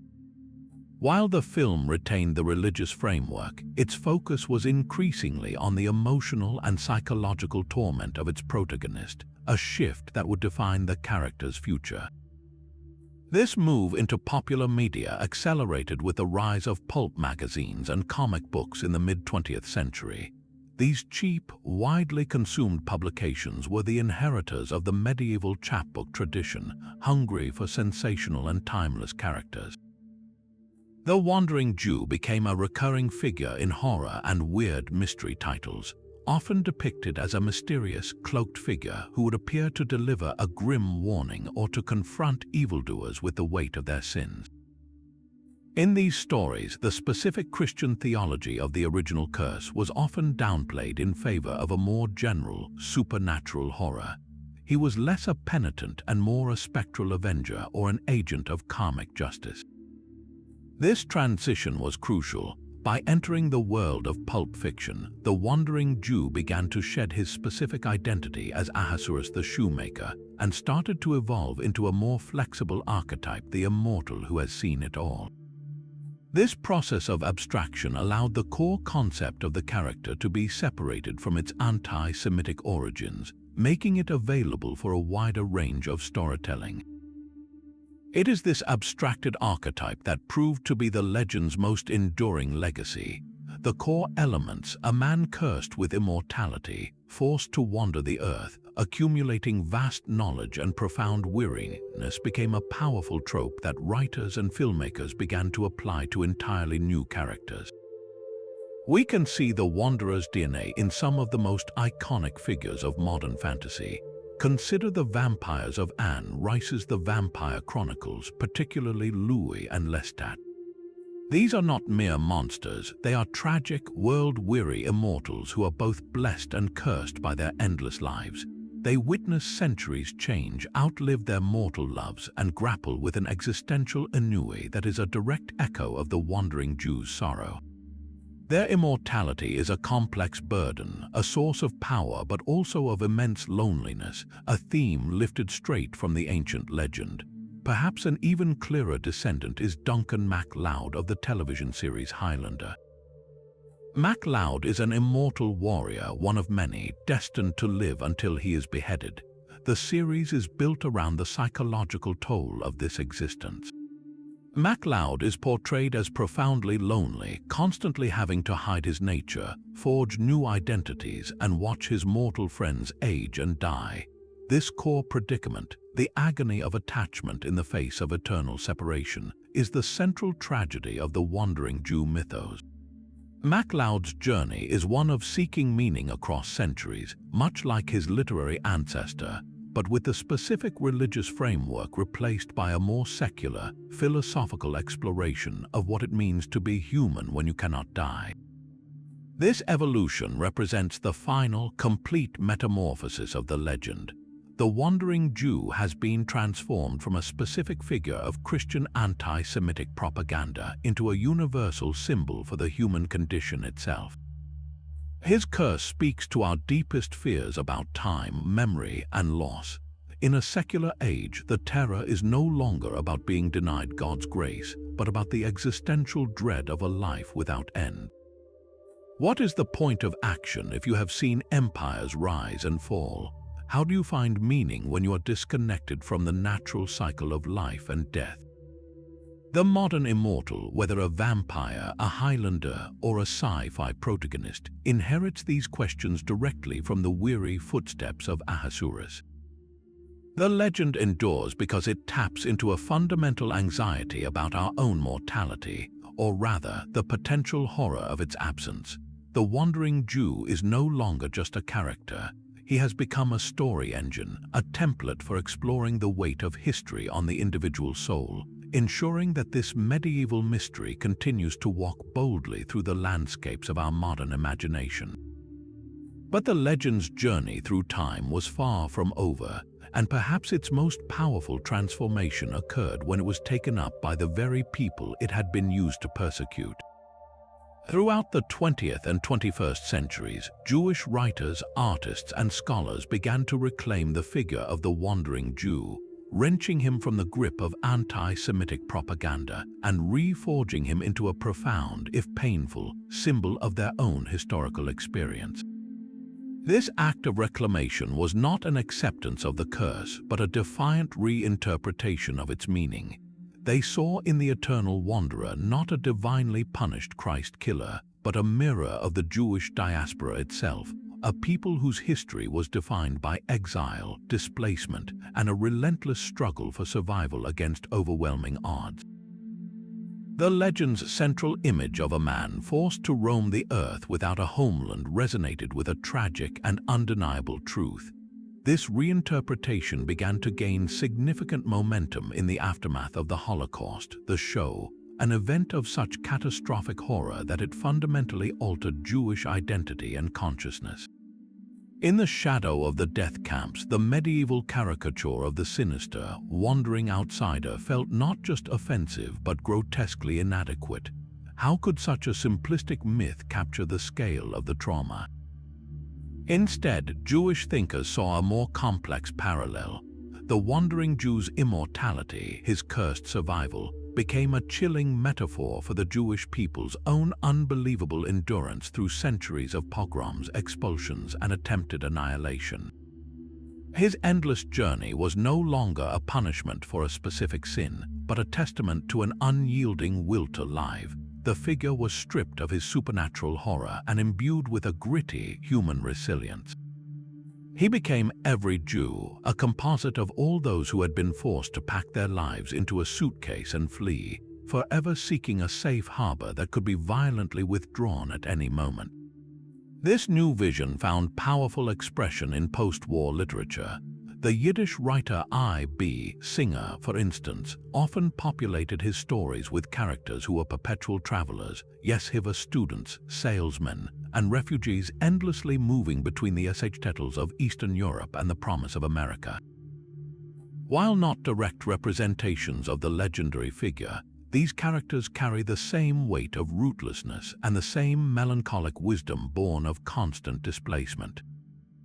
More explicitly, the French Jewish novelist Albert Cohen, in his magnificent work Belle du Seigneur, explores the psyche of the diasporic Jew through characters who are hyper-aware of being eternal outsiders, their identity shaped by a history of wandering that they can never escape. In these hands, the curse is internalized. It becomes a psychological state of vigilance and alienation, a price paid for survival in a world often hostile to Jewish existence. The symbol proved incredibly versatile, capable of representing different and sometimes conflicting perspectives within modern Jewish life. For some, the wandering Jew became a poignant argument for Zionism. His eternal homelessness highlighted the desperate need for a Jewish state, a permanent end to the centuries of wandering. The establishment of Israel in 1948 was seen by many as the ultimate refutation of the curse, a nation finally providing the anchor that the legend declared was impossible. Yet, for other Jewish thinkers, particularly those in the diaspora who chose to live outside Israel, the figure took on a different meaning. He symbolized the unique strength and adaptability developed through dispersal. His journey was not a punishment but a destiny that had fostered a rich transnational culture and a perspective that could challenge parochial nationalism. In this view, the wandering Jew represents the wisdom of the outsider, the critical eye that comes from never being fully assimilated. This reclamation reached its most poignant form in the world of visual art, particularly in the work of artists like Marc Chagall. Chagall's paintings are filled with floating figures, fiddlers on roofs, and villagers suspended in mid-air above their shtetls. While not a literal depiction of Ahasuerus, the entire visual vocabulary of Chagall's work evokes a sense of magical, bittersweet rootlessness. His figures are not bound by gravity or geography. They are dreamlike wanderers carrying the memories of a vanished world with them. This artistic vision captures the essence of the reclaimed legend, not a damnation, but a melancholic, almost mystical state of being in between worlds, forever carrying home within oneself rather than finding it on a map. In the 21st century, the figure continues to evolve. Contemporary Jewish authors and filmmakers might directly reference the legend to explore themes of identity in an increasingly globalized world. The wandering Jew becomes a symbol for the migrant experience universally, while still holding the specific historical weight of the Jewish story. This act of taking a weapon of oppression and transforming it into a badge of survival is one of the most powerful responses a culture can muster. It acknowledges the pain and the persecution embedded in the myth while utterly rejecting its intended meaning. The legend that was once used to justify violence now stands as a solemn, ironic monument to the indestructibility of the Jewish spirit, a testament to a people who have walked through the fire of history and, like the figure they reclaimed, have endured. This evolution of the wandering Jew from a social revolutionary into a vehicle for profound philosophical inquiry finds one of its most brilliant expressions in the work of the Argentine master of metaphysical puzzles, Jorge Luis Borges. In his stunningly concise short story, The Immortal, first published in 1949, Borges performs a breathtaking act of literary alchemy. He doesn't simply retell the legend, he dissects its very premise, turning the concept of endless life inside out to reveal its terrifying and ultimately hollow core. The story unfolds through a discovered manuscript written by a Roman tribune named Marcus Flaminius Rufus, who, in search of the fabled city of the Immortals, drinks from a desert river and achieves the very state we have been exploring. Yet, in Borges's hands, this supposed curse becomes something far stranger and more unsettling than mere punishment. Borges masterfully inverts the traditional terror of the wandering Jew. The primary horror for Ahasuerus was the inability to die, the agony of perpetual witnessing. For Borges's Immortal, the true horror is the loss of meaning that immortality inevitably brings. The story's protagonist describes a gradual but absolute shift in consciousness. After the first few centuries, he realizes that since nothing can be final, no decision, no love, no loss, nothing can truly matter. He forgets his own original language, his name, even the specific reason he sought immortality in the first place. Time, which gives events their weight and consequence, becomes a featureless plane. In one of the story's most chilling passages, the narrator states that for an immortal, every act is voluntary, since no act can be fatal. This erases the very concept of courage. Likewise, any generosity or betrayal is ultimately insignificant, as its effects will be washed away by the endless river of time. The immortal becomes a detached, passive observer, not by divine decree, but by logical necessity. He doesn't wander as a form of penance. He wanders because movement is the only thing left when all destinations are rendered meaningless. This is where Borges makes an indirect yet undeniable connection to the wandering Jew trope. His immortals are not solitary figures but an entire race, living in a crumbling, nonsensical city that is a labyrinthine nightmare. They have become so utterly bored and detached by their condition that they actively seek out experiences that might briefly shatter their apathy, even if it means immense suffering. They are, in essence, the philosophical endpoint of the cursed beings for whom the entire drama of human history, which Ahasuerus was forced to witness, has become a tedious spectacle. Borges pushes past the religious framework and the social commentary to ask a fundamental question. Is consciousness itself dependent on mortality? His answer is a resounding yes.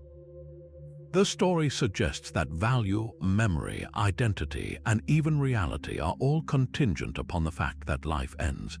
To be immortal is to cease to be human in any recognizable way. It is not to be punished, but to be erased. While Borges explored the abstract metaphysics of endless life, other 20th century authors engaged with the legend's historical and political weight more directly. The East German writer Stefan Heym, in his ambitious 1981 novel The Wandering Jew, tackled the figure head-on but with a sharp contemporary focus. Heym, a Jewish socialist who had fled Nazi Germany only to later become a critic of the East German regime, used the legend as a sweeping canvas to critique all forms of totalitarianism.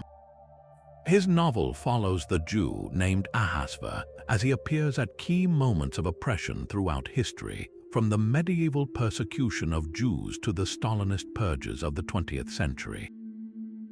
Heym's wanderer is not a passive witness but an active participant, often siding with the oppressed and embodying a spirit of resistance. Heym's brilliant narrative device is to intertwine Ahasver's ancient story with that of a modern counterpart, an East German prosecutor who begins to question the rigid ideology of the state. This parallel structure powerfully argues that the dangers of dogmatic thinking and the persecution of the other are not relics of the past but recurring patterns of history. The wandering Jew, in this context, becomes the eternal dissident, his endless life a testament to the persistence of the human spirit in the face of institutionalized cruelty.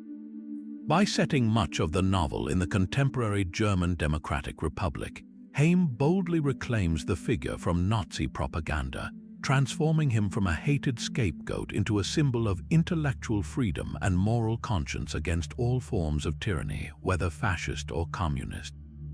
His work demonstrates the legend's enduring power to serve as a mirror for the specific political anxieties of its time, proving that the ancient curse still had sharp teeth for critiquing the modern world.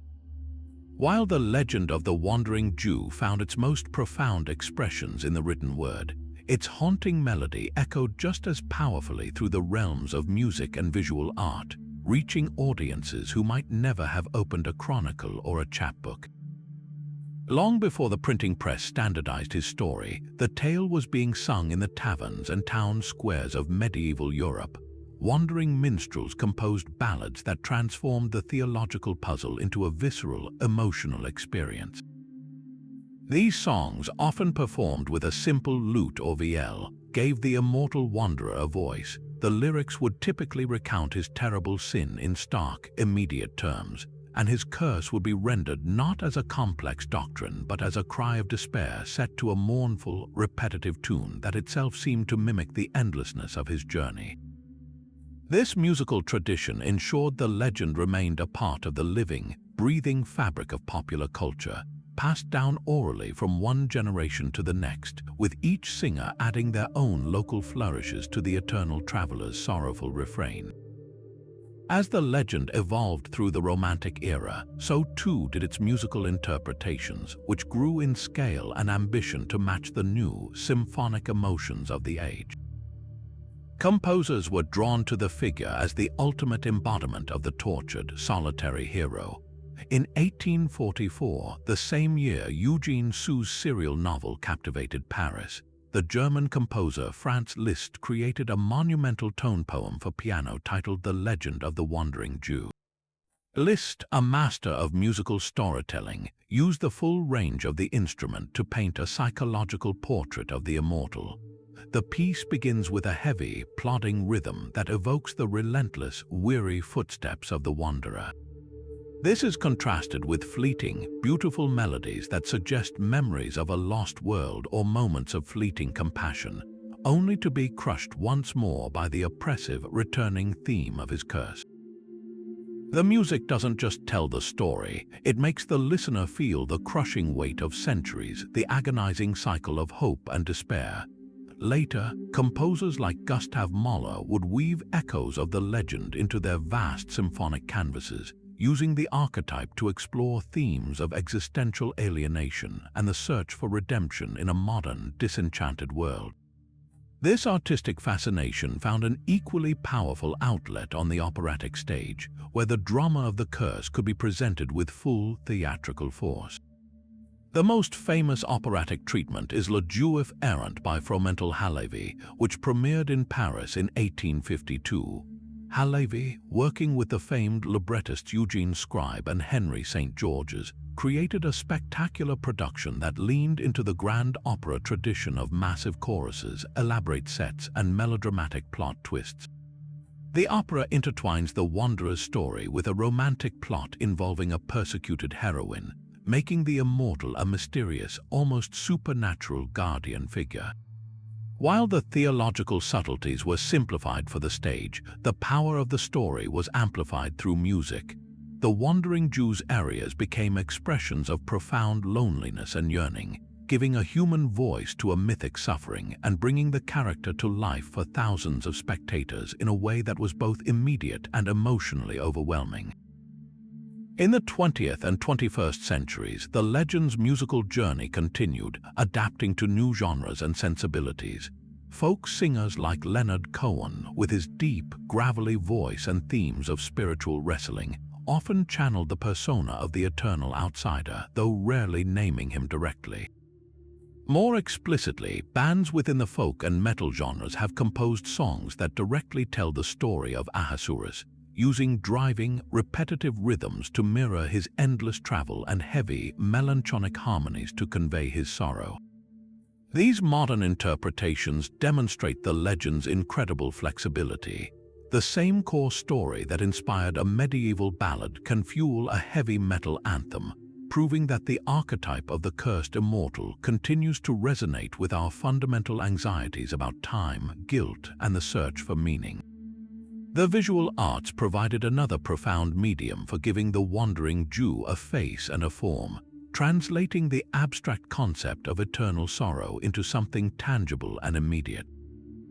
Before the widespread literacy enabled by the printing press, paintings, stained glass windows, and woodcuts were the primary means of communicating complex religious narratives to the masses.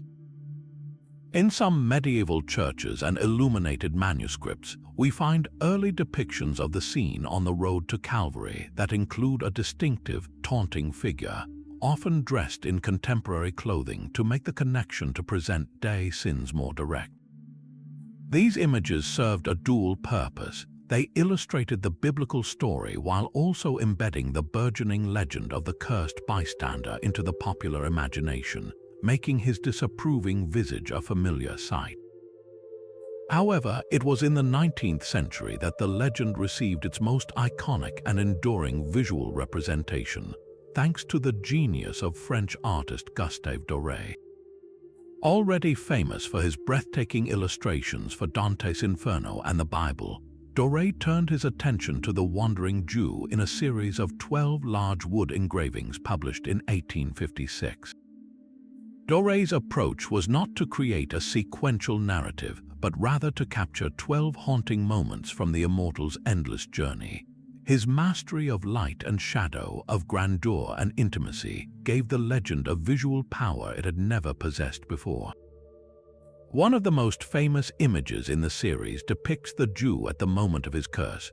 Jesus, having fallen under the cross, looks up with an expression of divine sorrow, while the Jew, his face contorted with a harsh, impatient scorn, stands over him. The composition is masterful, using the diagonal of the cross and the straining bodies of the Roman soldiers to create a sense of chaotic violence, while the central exchange crackles with tragic intensity. But Doré's true brilliance lies in the plates that follow the curse, where he explores the profound loneliness of the wanderer's existence. We see him as a colossal, solitary figure traversing a sublime and terrifying landscape of glaciers and mountain peaks, a speck against the immensity of nature. In another, he stands amidst the ruins of ancient civilizations, a timeless witness to the vanity of human ambition.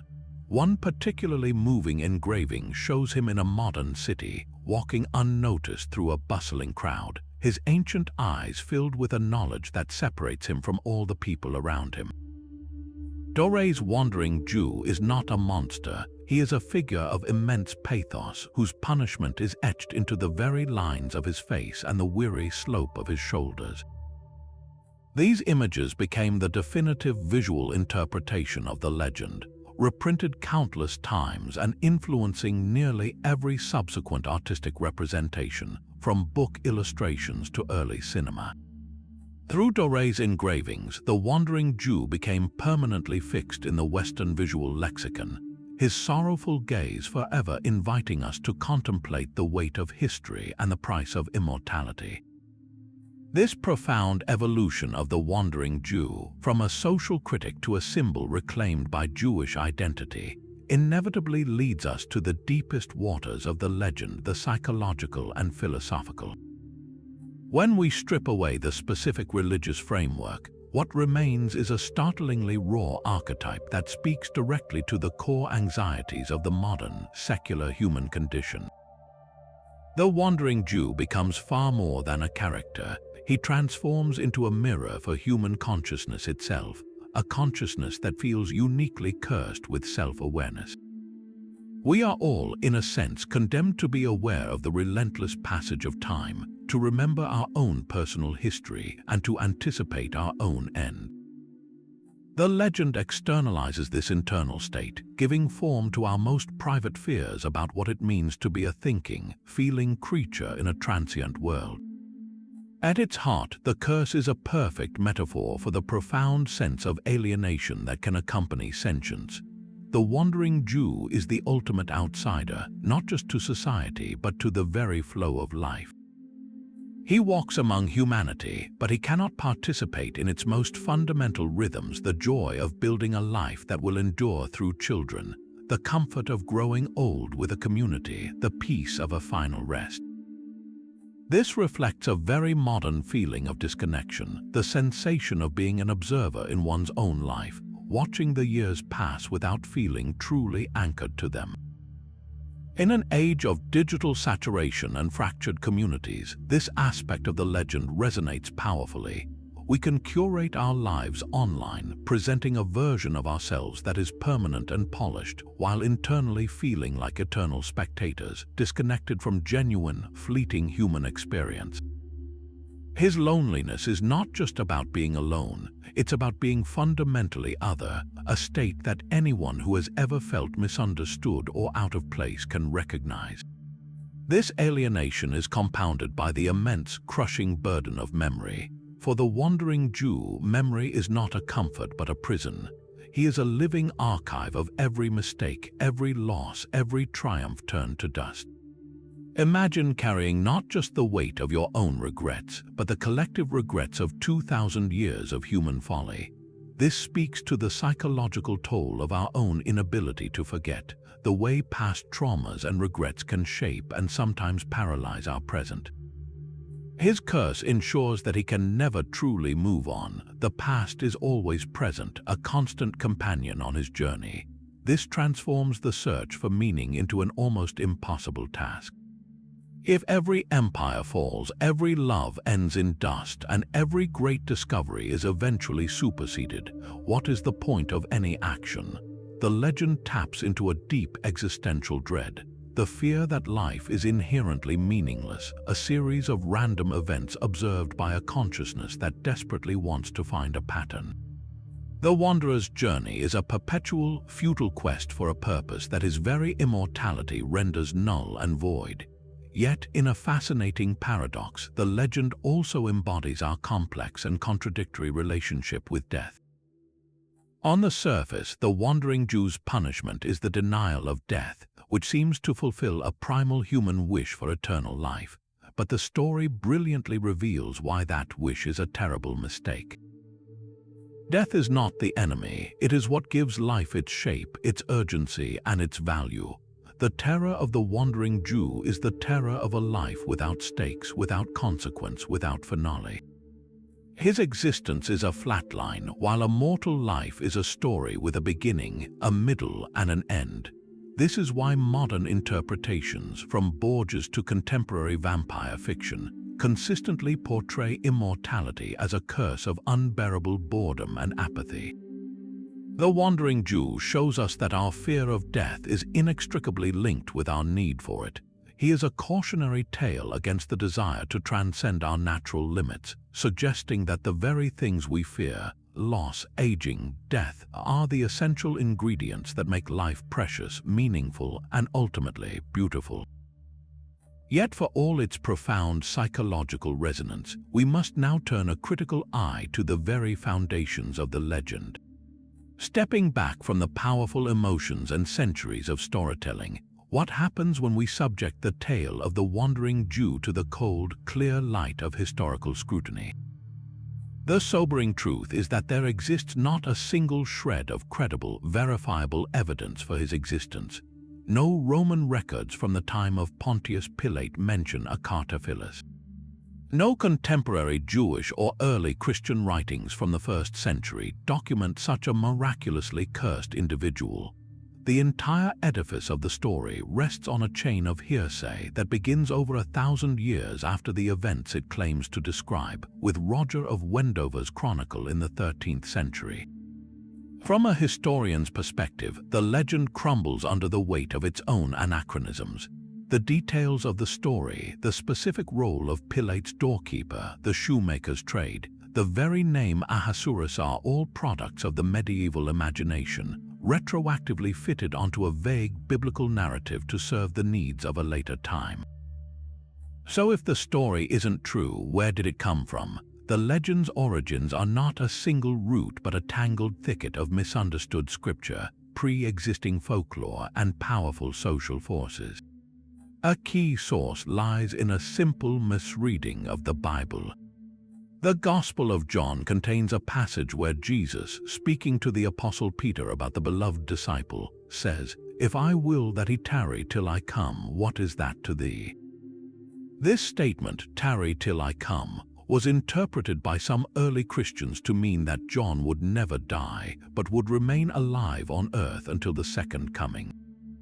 This belief in an immortal witness spawned legends about John sleeping in his grave, awaiting the end times. Over centuries, this idea of a holy, undying witness appears to have blended with the much darker concept of a punished immortal, transferring the state of extended life from a beloved apostle to a reviled sinner. This biblical seed then fell upon the fertile ground of much older, universal folkloric archetypes. The motif of the eternal wanderer is found in cultures across the globe long before the Christian era. We see it in the figure of the Flying Dutchman, a sea captain condemned to sail the oceans forever for his blasphemy. We find it in the Welsh legend of Bran the Blessed, whose severed head kept talking for years, and in various myths about figures cursed to walk the earth for a transgression against the gods. These stories tap into a primal fear of being cut off from the community of the living, of perpetual exile. The Wandering Jew is essentially the Christian, landlocked version of this universal archetype. His specific story provided a familiar narrative structure, a sin, a curse, an endless journey that audiences were already prepared to accept, but now filled with the specific characters and theology of the New Testament.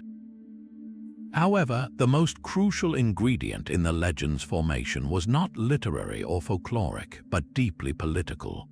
The story could have remained a curious theological footnote, but it exploded into a pervasive cultural force because it perfectly served a dire social need in medieval Europe, the need to justify anti-Jewish persecution.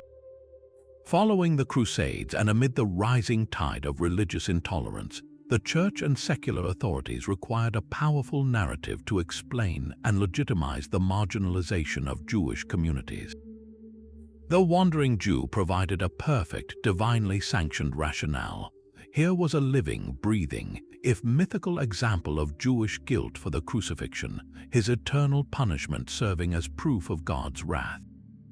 His rootlessness mirrored the very real expulsions and displacements faced by Jewish people, allowing persecutors to claim that their victims' suffering was not a man-made injustice but a divine decree. The legend was weaponized, transforming an abstract folktale into a potent piece of propaganda that directly fueled pogroms, blood libels, and centuries of prejudice. In the end, the most enduring truth of the Wandering Jew may not be about a cursed man, but about the human capacity to create monsters from our own fears and hatreds, and then to convince ourselves that they are real. Yet even after we unravel the historical fiction and deconstruct the political weaponization, a stubborn question remains. Why does this specific legend, among the thousands of medieval myths that have faded into obscurity, continue to captivate us? Its power lies not in its historical truth, but in its profound psychological truth.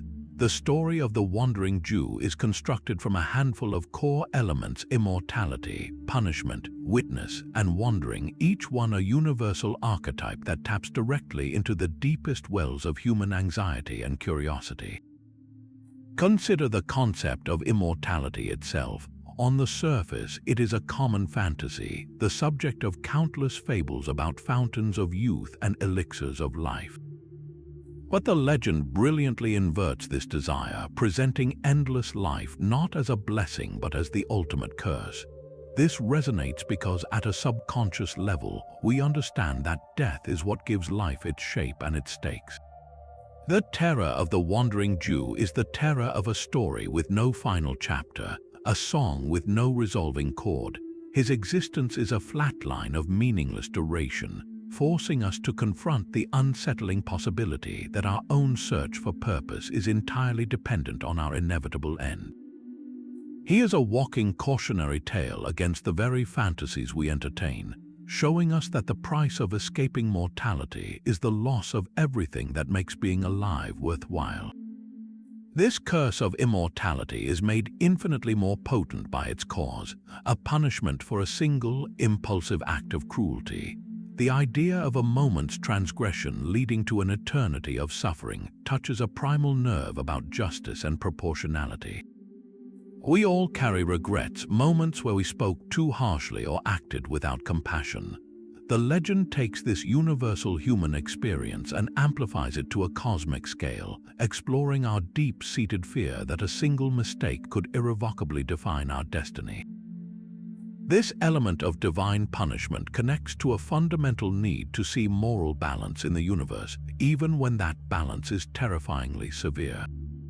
The punishment also fits the crime with a chilling, poetic precision, the denial of rest for someone who denied rest, satisfying our innate desire for narrative symmetry.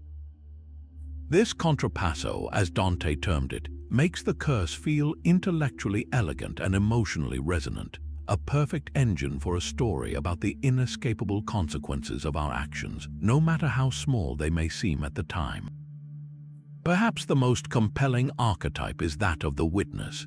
The wandering Jew is condemned to see everything. He is history's spectator, forced to observe the rise and fall of empires, the birth and death of generations, the endless cycle of human triumph and folly. This role taps into our own complex relationship with time and memory. In an age of relentless news cycles and digital archives, we can feel overwhelmed by the burden of witnessing so much, yet powerless to affect any of it. The wanderer embodies this modern sensation of being a passive observer in a vast, unfolding drama. His curse is an exaggeration of our own consciousness. We are all aware of the passage of time, but he is trapped in it. He represents the agony of memory itself, the inability to forget, the weight of the past that every individual and every culture must carry. His journey is a metaphor for the human condition of being stuck in the flow of history, able to look backward and forward but never able to truly escape the present moment. Finally, the act of wandering itself is a powerful symbol of rootlessness and alienation. In a world where communities are more fragmented and people are more mobile than ever, the figure of the eternal outsider who can never find a home strikes a powerful chord. He is the ultimate immigrant, the perpetual refugee, a symbol for anyone who has ever felt disconnected from their surroundings or yearned for a place to belong. This aspect of the legend has allowed it to be constantly reinvented. In the Middle Ages, he represented the religious outsider. In the 19th century, he became the social critic. In the 20th century, a symbol of the Jewish diaspora. And today, he can be seen as an emblem for global displacement, climate migration, or simply the existential loneliness of the individual in a vast, impersonal universe. His endless journey is a blank canvas onto which every era can project its own specific anxieties about identity, belonging, and the search for meaning in a world without fixed points. This incredible adaptability is the final key to the legend's longevity. Unlike more rigid myths, the story of the wandering Jew is a narrative skeleton that can support an infinite variety of flesh. The core is simple and strong enough to remain recognizable, but the details, his name, his profession, his specific encounters, are almost completely malleable. This allows the legend to serve as a versatile tool for cultural commentary. It can be a religious warning, a social protest, a philosophical exploration, or a horror story. It can be used to condemn or to empathize, to instill fear or to inspire pity. This chameleon-like quality ensures that it never becomes obsolete. When one interpretation fades, another rises to take its place. The wandering Jew endures because he is not a single character, but an archetype, a fundamental story pattern wired into the human psyche. He is the shadow of our own mortality, the echo of our regrets, the mirror of our alienation, and the silent witness to our fleeting lives. As long as we fear death, ponder justice, feel loneliness, and seek purpose, the footsteps of the eternal wanderer will continue to echo in the stories we tell. The legend's journey through the modern imagination did not end with literature. It found a vibrant new life in the sprawling universes of comics, video games, and television, where the archetype has been reshaped for a global, pop culture-savvy audience. In these mediums, the wandering Jew is often stripped of his specific religious baggage and reinvented as a versatile figure of immense age and weary wisdom, a character whose endless life makes him a perfect repository of history or a catalyst for epic storylines. Perhaps one of the most poignant and celebrated modern reinterpretations appears in Neil Gaiman's seminal comic book series, The Sandman. Here, the character is given a new name, Hobgadling, and a far more nuanced fate. In a brilliant narrative twist, Gadling is not cursed by Christ but simply declares in a 14th century tavern that he has no intention of dying. Overhearing this boast, Dream, the Lord of the Dreaming, decides to grant him immortality as a fascinating experiment. The two characters then meet once every century at the same tavern to discuss whether Hob still finds life worth living. This reimagining completely inverts the original curse. Instead of a punishment, Hob's immortality becomes a gift, albeit a complicated one. He experiences immense joys and profound sorrows, accumulating wealth and losing loved ones, his story becoming a breathtaking tapestry of human experience across 600 years. In Gaiman's hands, the wandering Jew is transformed from a symbol of divine wrath into a testament to the enduring, stubborn beauty of the human spirit, a patron of storytellers precisely because his own life is the greatest story ever told. This theme of the immortal as a witness and storyteller is powerfully explored in the acclaimed video game series Persona. While not always named directly, the archetype of the long-suffering ancient wanderer permeates the game's rich mythology. In Persona 5, for instance, the confidant named Justine and Caroline, who reside within the protagonist's soul, speak of a mysterious, long-imprisoned warden who has witnessed the flow of human consciousness for eons. More directly, characters like Fileman, a benevolent entity who appears across several games as an old man in a butterfly mask, embody the wisdom and detachment of a being who has observed humanity's collective unconscious for centuries. These figures serve as mentors and guides, their vast perspective crucial for the younger protagonists to understand the larger cosmic struggles they are involved in. The interactive nature of video games allows players to engage with this archetype in a uniquely personal way. We don't just hear about the wanderer's past, we actively help him resolve ancient conflicts or uncover forgotten truths, making his burden feel more immediate and his redemption more tangible. This transformation of the legend into an interactive narrative element shows how the archetype can be used not just for background lore, but as an active force that shapes the player's own journey. Television, with its serialized format, has also proven to be a fertile ground for the Eternal Wanderer, often blending him with other mythical figures to create compelling antagonists or tragic anti-heroes. The long-running series Supernatural is a masterclass in this kind of mythological fusion. Over 15 seasons, the show featured countless characters inspired by folklore, and the wandering Jew archetype appears in various guises. One of the most prominent is the character of Cain, the first murderer marked by God for his crime. Cursed with immortality and bearing the mark of Cain, he wanders the earth for millennia, a figure of immense power and profound regret, his story echoing the Jews' themes of eternal punishment for a primordial sin. Similarly, the arc involving the Steins, a family of alchemists who achieved extended life through unnatural means, explores the corrupting influence of immortality and the family's rootless, predatory existence across centuries. Supernatural often highlights the loneliness inherent in the curse, portraying these ancient beings as ultimately pitiable figures desperate for an end to their suffering, thus retaining the tragic core of the original legend while dressing it in the conventions of modern horror fantasy. What these contemporary appearances demonstrate is the legend's incredible flexibility. The wandering Jew is no longer confined to a single identity or a rigid backstory. In the hands of creators like Gaiman, he can become a symbol of hope and the joy of life. In role-playing games, he evolves into a wise mentor figure whose knowledge is key to saving the world. On television, he morphs into a supernatural being whose curse drives complex plotlines about redemption and sacrifice.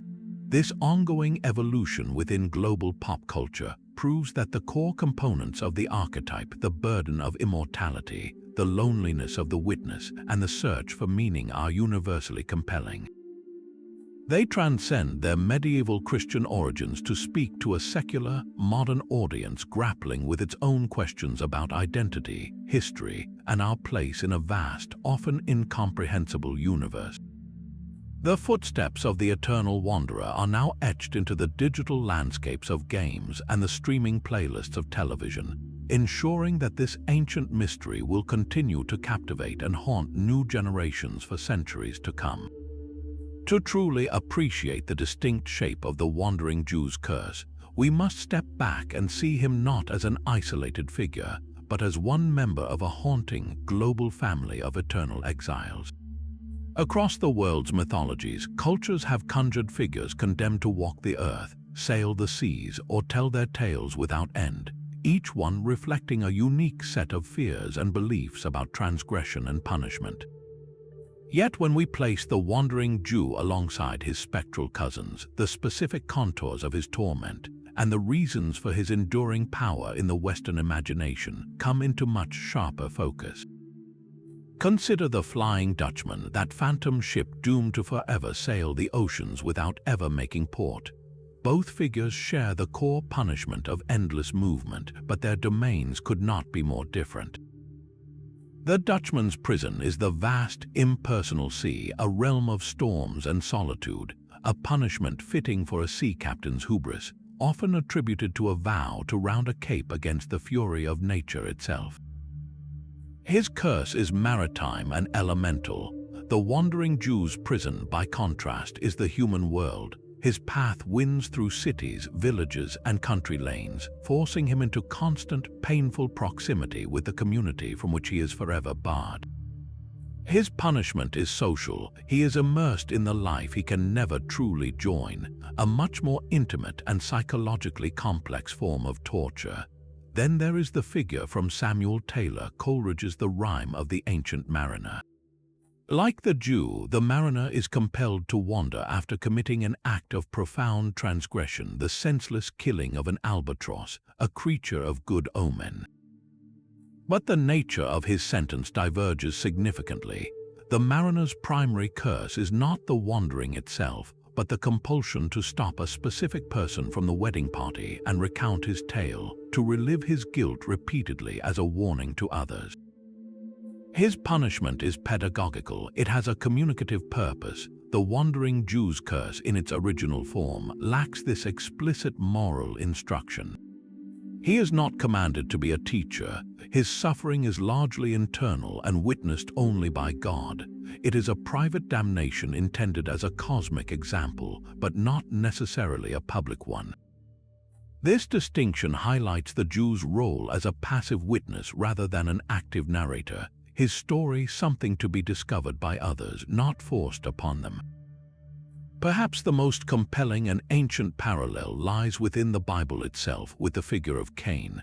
After murdering his brother Abel, Cain is marked by God and condemned to be a fugitive and a vagabond in the earth.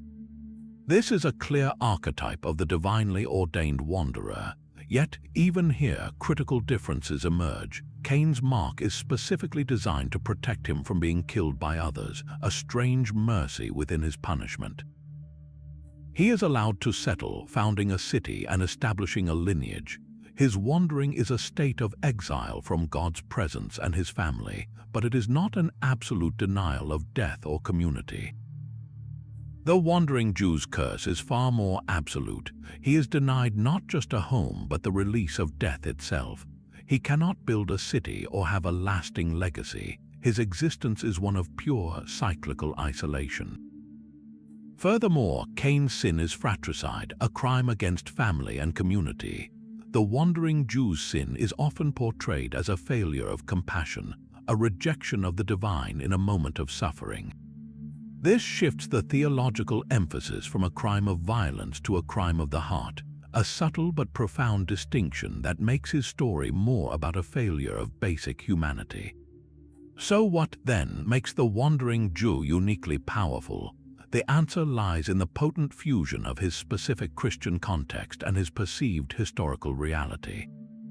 Unlike the Flying Dutchman or the Ancient Mariner, who are clearly literary and folkloric creations, the Wandering Jew was, for centuries, believed to be a real, living person. The endless stream of reported sightings, from medieval chronicles to 19th century newspapers, grafted him onto actual history. He wasn't just a character in a poem, he was a ghost walking alongside real events, a man you might theoretically meet. This blurring of myth and reported history gave him a chilling immediacy that pure fantasy figures lack. Furthermore, his curse is inextricably linked to the central event of Christianity. His punishment springs directly from the Passion of Christ, making him a living relic of the foundational moment of the faith. This connects his story to the deepest wellsprings of Western culture's guilt, redemption, and divine justice. He is not just a wanderer, he is a permanent, walking reminder of the crucifixion, his very existence a theological statement. This combination of a believable human witness and a cosmic religious significance created an archetype of unparalleled depth and endurance, a mirror in which Western society could see its own shifting fears about faith, history, and the terrifying weight of a single, cruel action. And so the footsteps of this eternal traveler, first recorded by a monk 8 centuries ago, have led us on an unforgettable journey. We have watched this mysterious figure evolve from a specific name in a medieval chronicle, Cartaphilus the doorkeeper, into a universal archetype known as Ahasuerus the shoemaker and beyond. He has been a theological warning, a weapon of hatred, a romantic rebel, a social revolutionary, and a philosophical puzzle. His story is a chameleon, constantly changing its colors to reflect the deepest fears and questions of every era it passes through. This incredible metamorphosis is the ultimate testament to the legend's power, proving that its core elements, a fateful mistake, an unbearable punishment, and the endless search for meaning are wired directly into the human psyche. What makes this journey so profoundly compelling is its stark duality. For centuries, the Wandering Jew was a devastating tool of persecution, a narrative used to justify violence against Jewish communities by branding them as eternally guilty.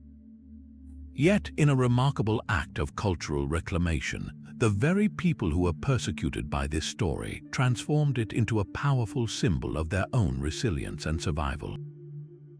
The legend that once represented divine rejection now stands as a monument to human endurance in the face of unimaginable adversity. This dual nature reveals the awesome power of storytelling itself. A story can be a prison, locking people into a narrative of hatred, or it can be a key, unlocking empathy and understanding. The tale of the Wandering Jew is a masterclass in how meaning is not fixed, but is constantly rewritten by those who tell it. Ultimately, the legend's enduring fascination lies in what it tells us about ourselves. It is a mirror held up to the human condition, reflecting our universal anxieties about time, memory, and our own mortality. The terror of his curse is not really about living forever, but about living without purpose, without connection, and without an end that gives shape to the story. He embodies our fear of being utterly alone, of carrying burdens that never lighten, and of being perpetual spectators in a world from which we feel disconnected. Yet he also represents an undeniable spark of hope, the stubborn will to endure, to witness, and to keep walking, even when the road has no visible destination. The story of the Wandering Jew is far more than a relic of the past. It is a living, breathing narrative that continues to inspire writers, artists, and thinkers to explore the weight of history on the individual soul. It asks us what it means to be human in a transient world, and what we might become if that transience were taken away. We've traced his path from parchment to pixel, but the conversation is far from over. We want to hear from you. What immortal figure from folklore or fiction captivates your imagination the most? Is there a particular interpretation of the wandering Jew, the persecuted outsider, the world-weary witness, the revolutionary spirit, that you find most powerful or thought-provoking? Share your thoughts in the comments below, and let's continue exploring these eternal mysteries together.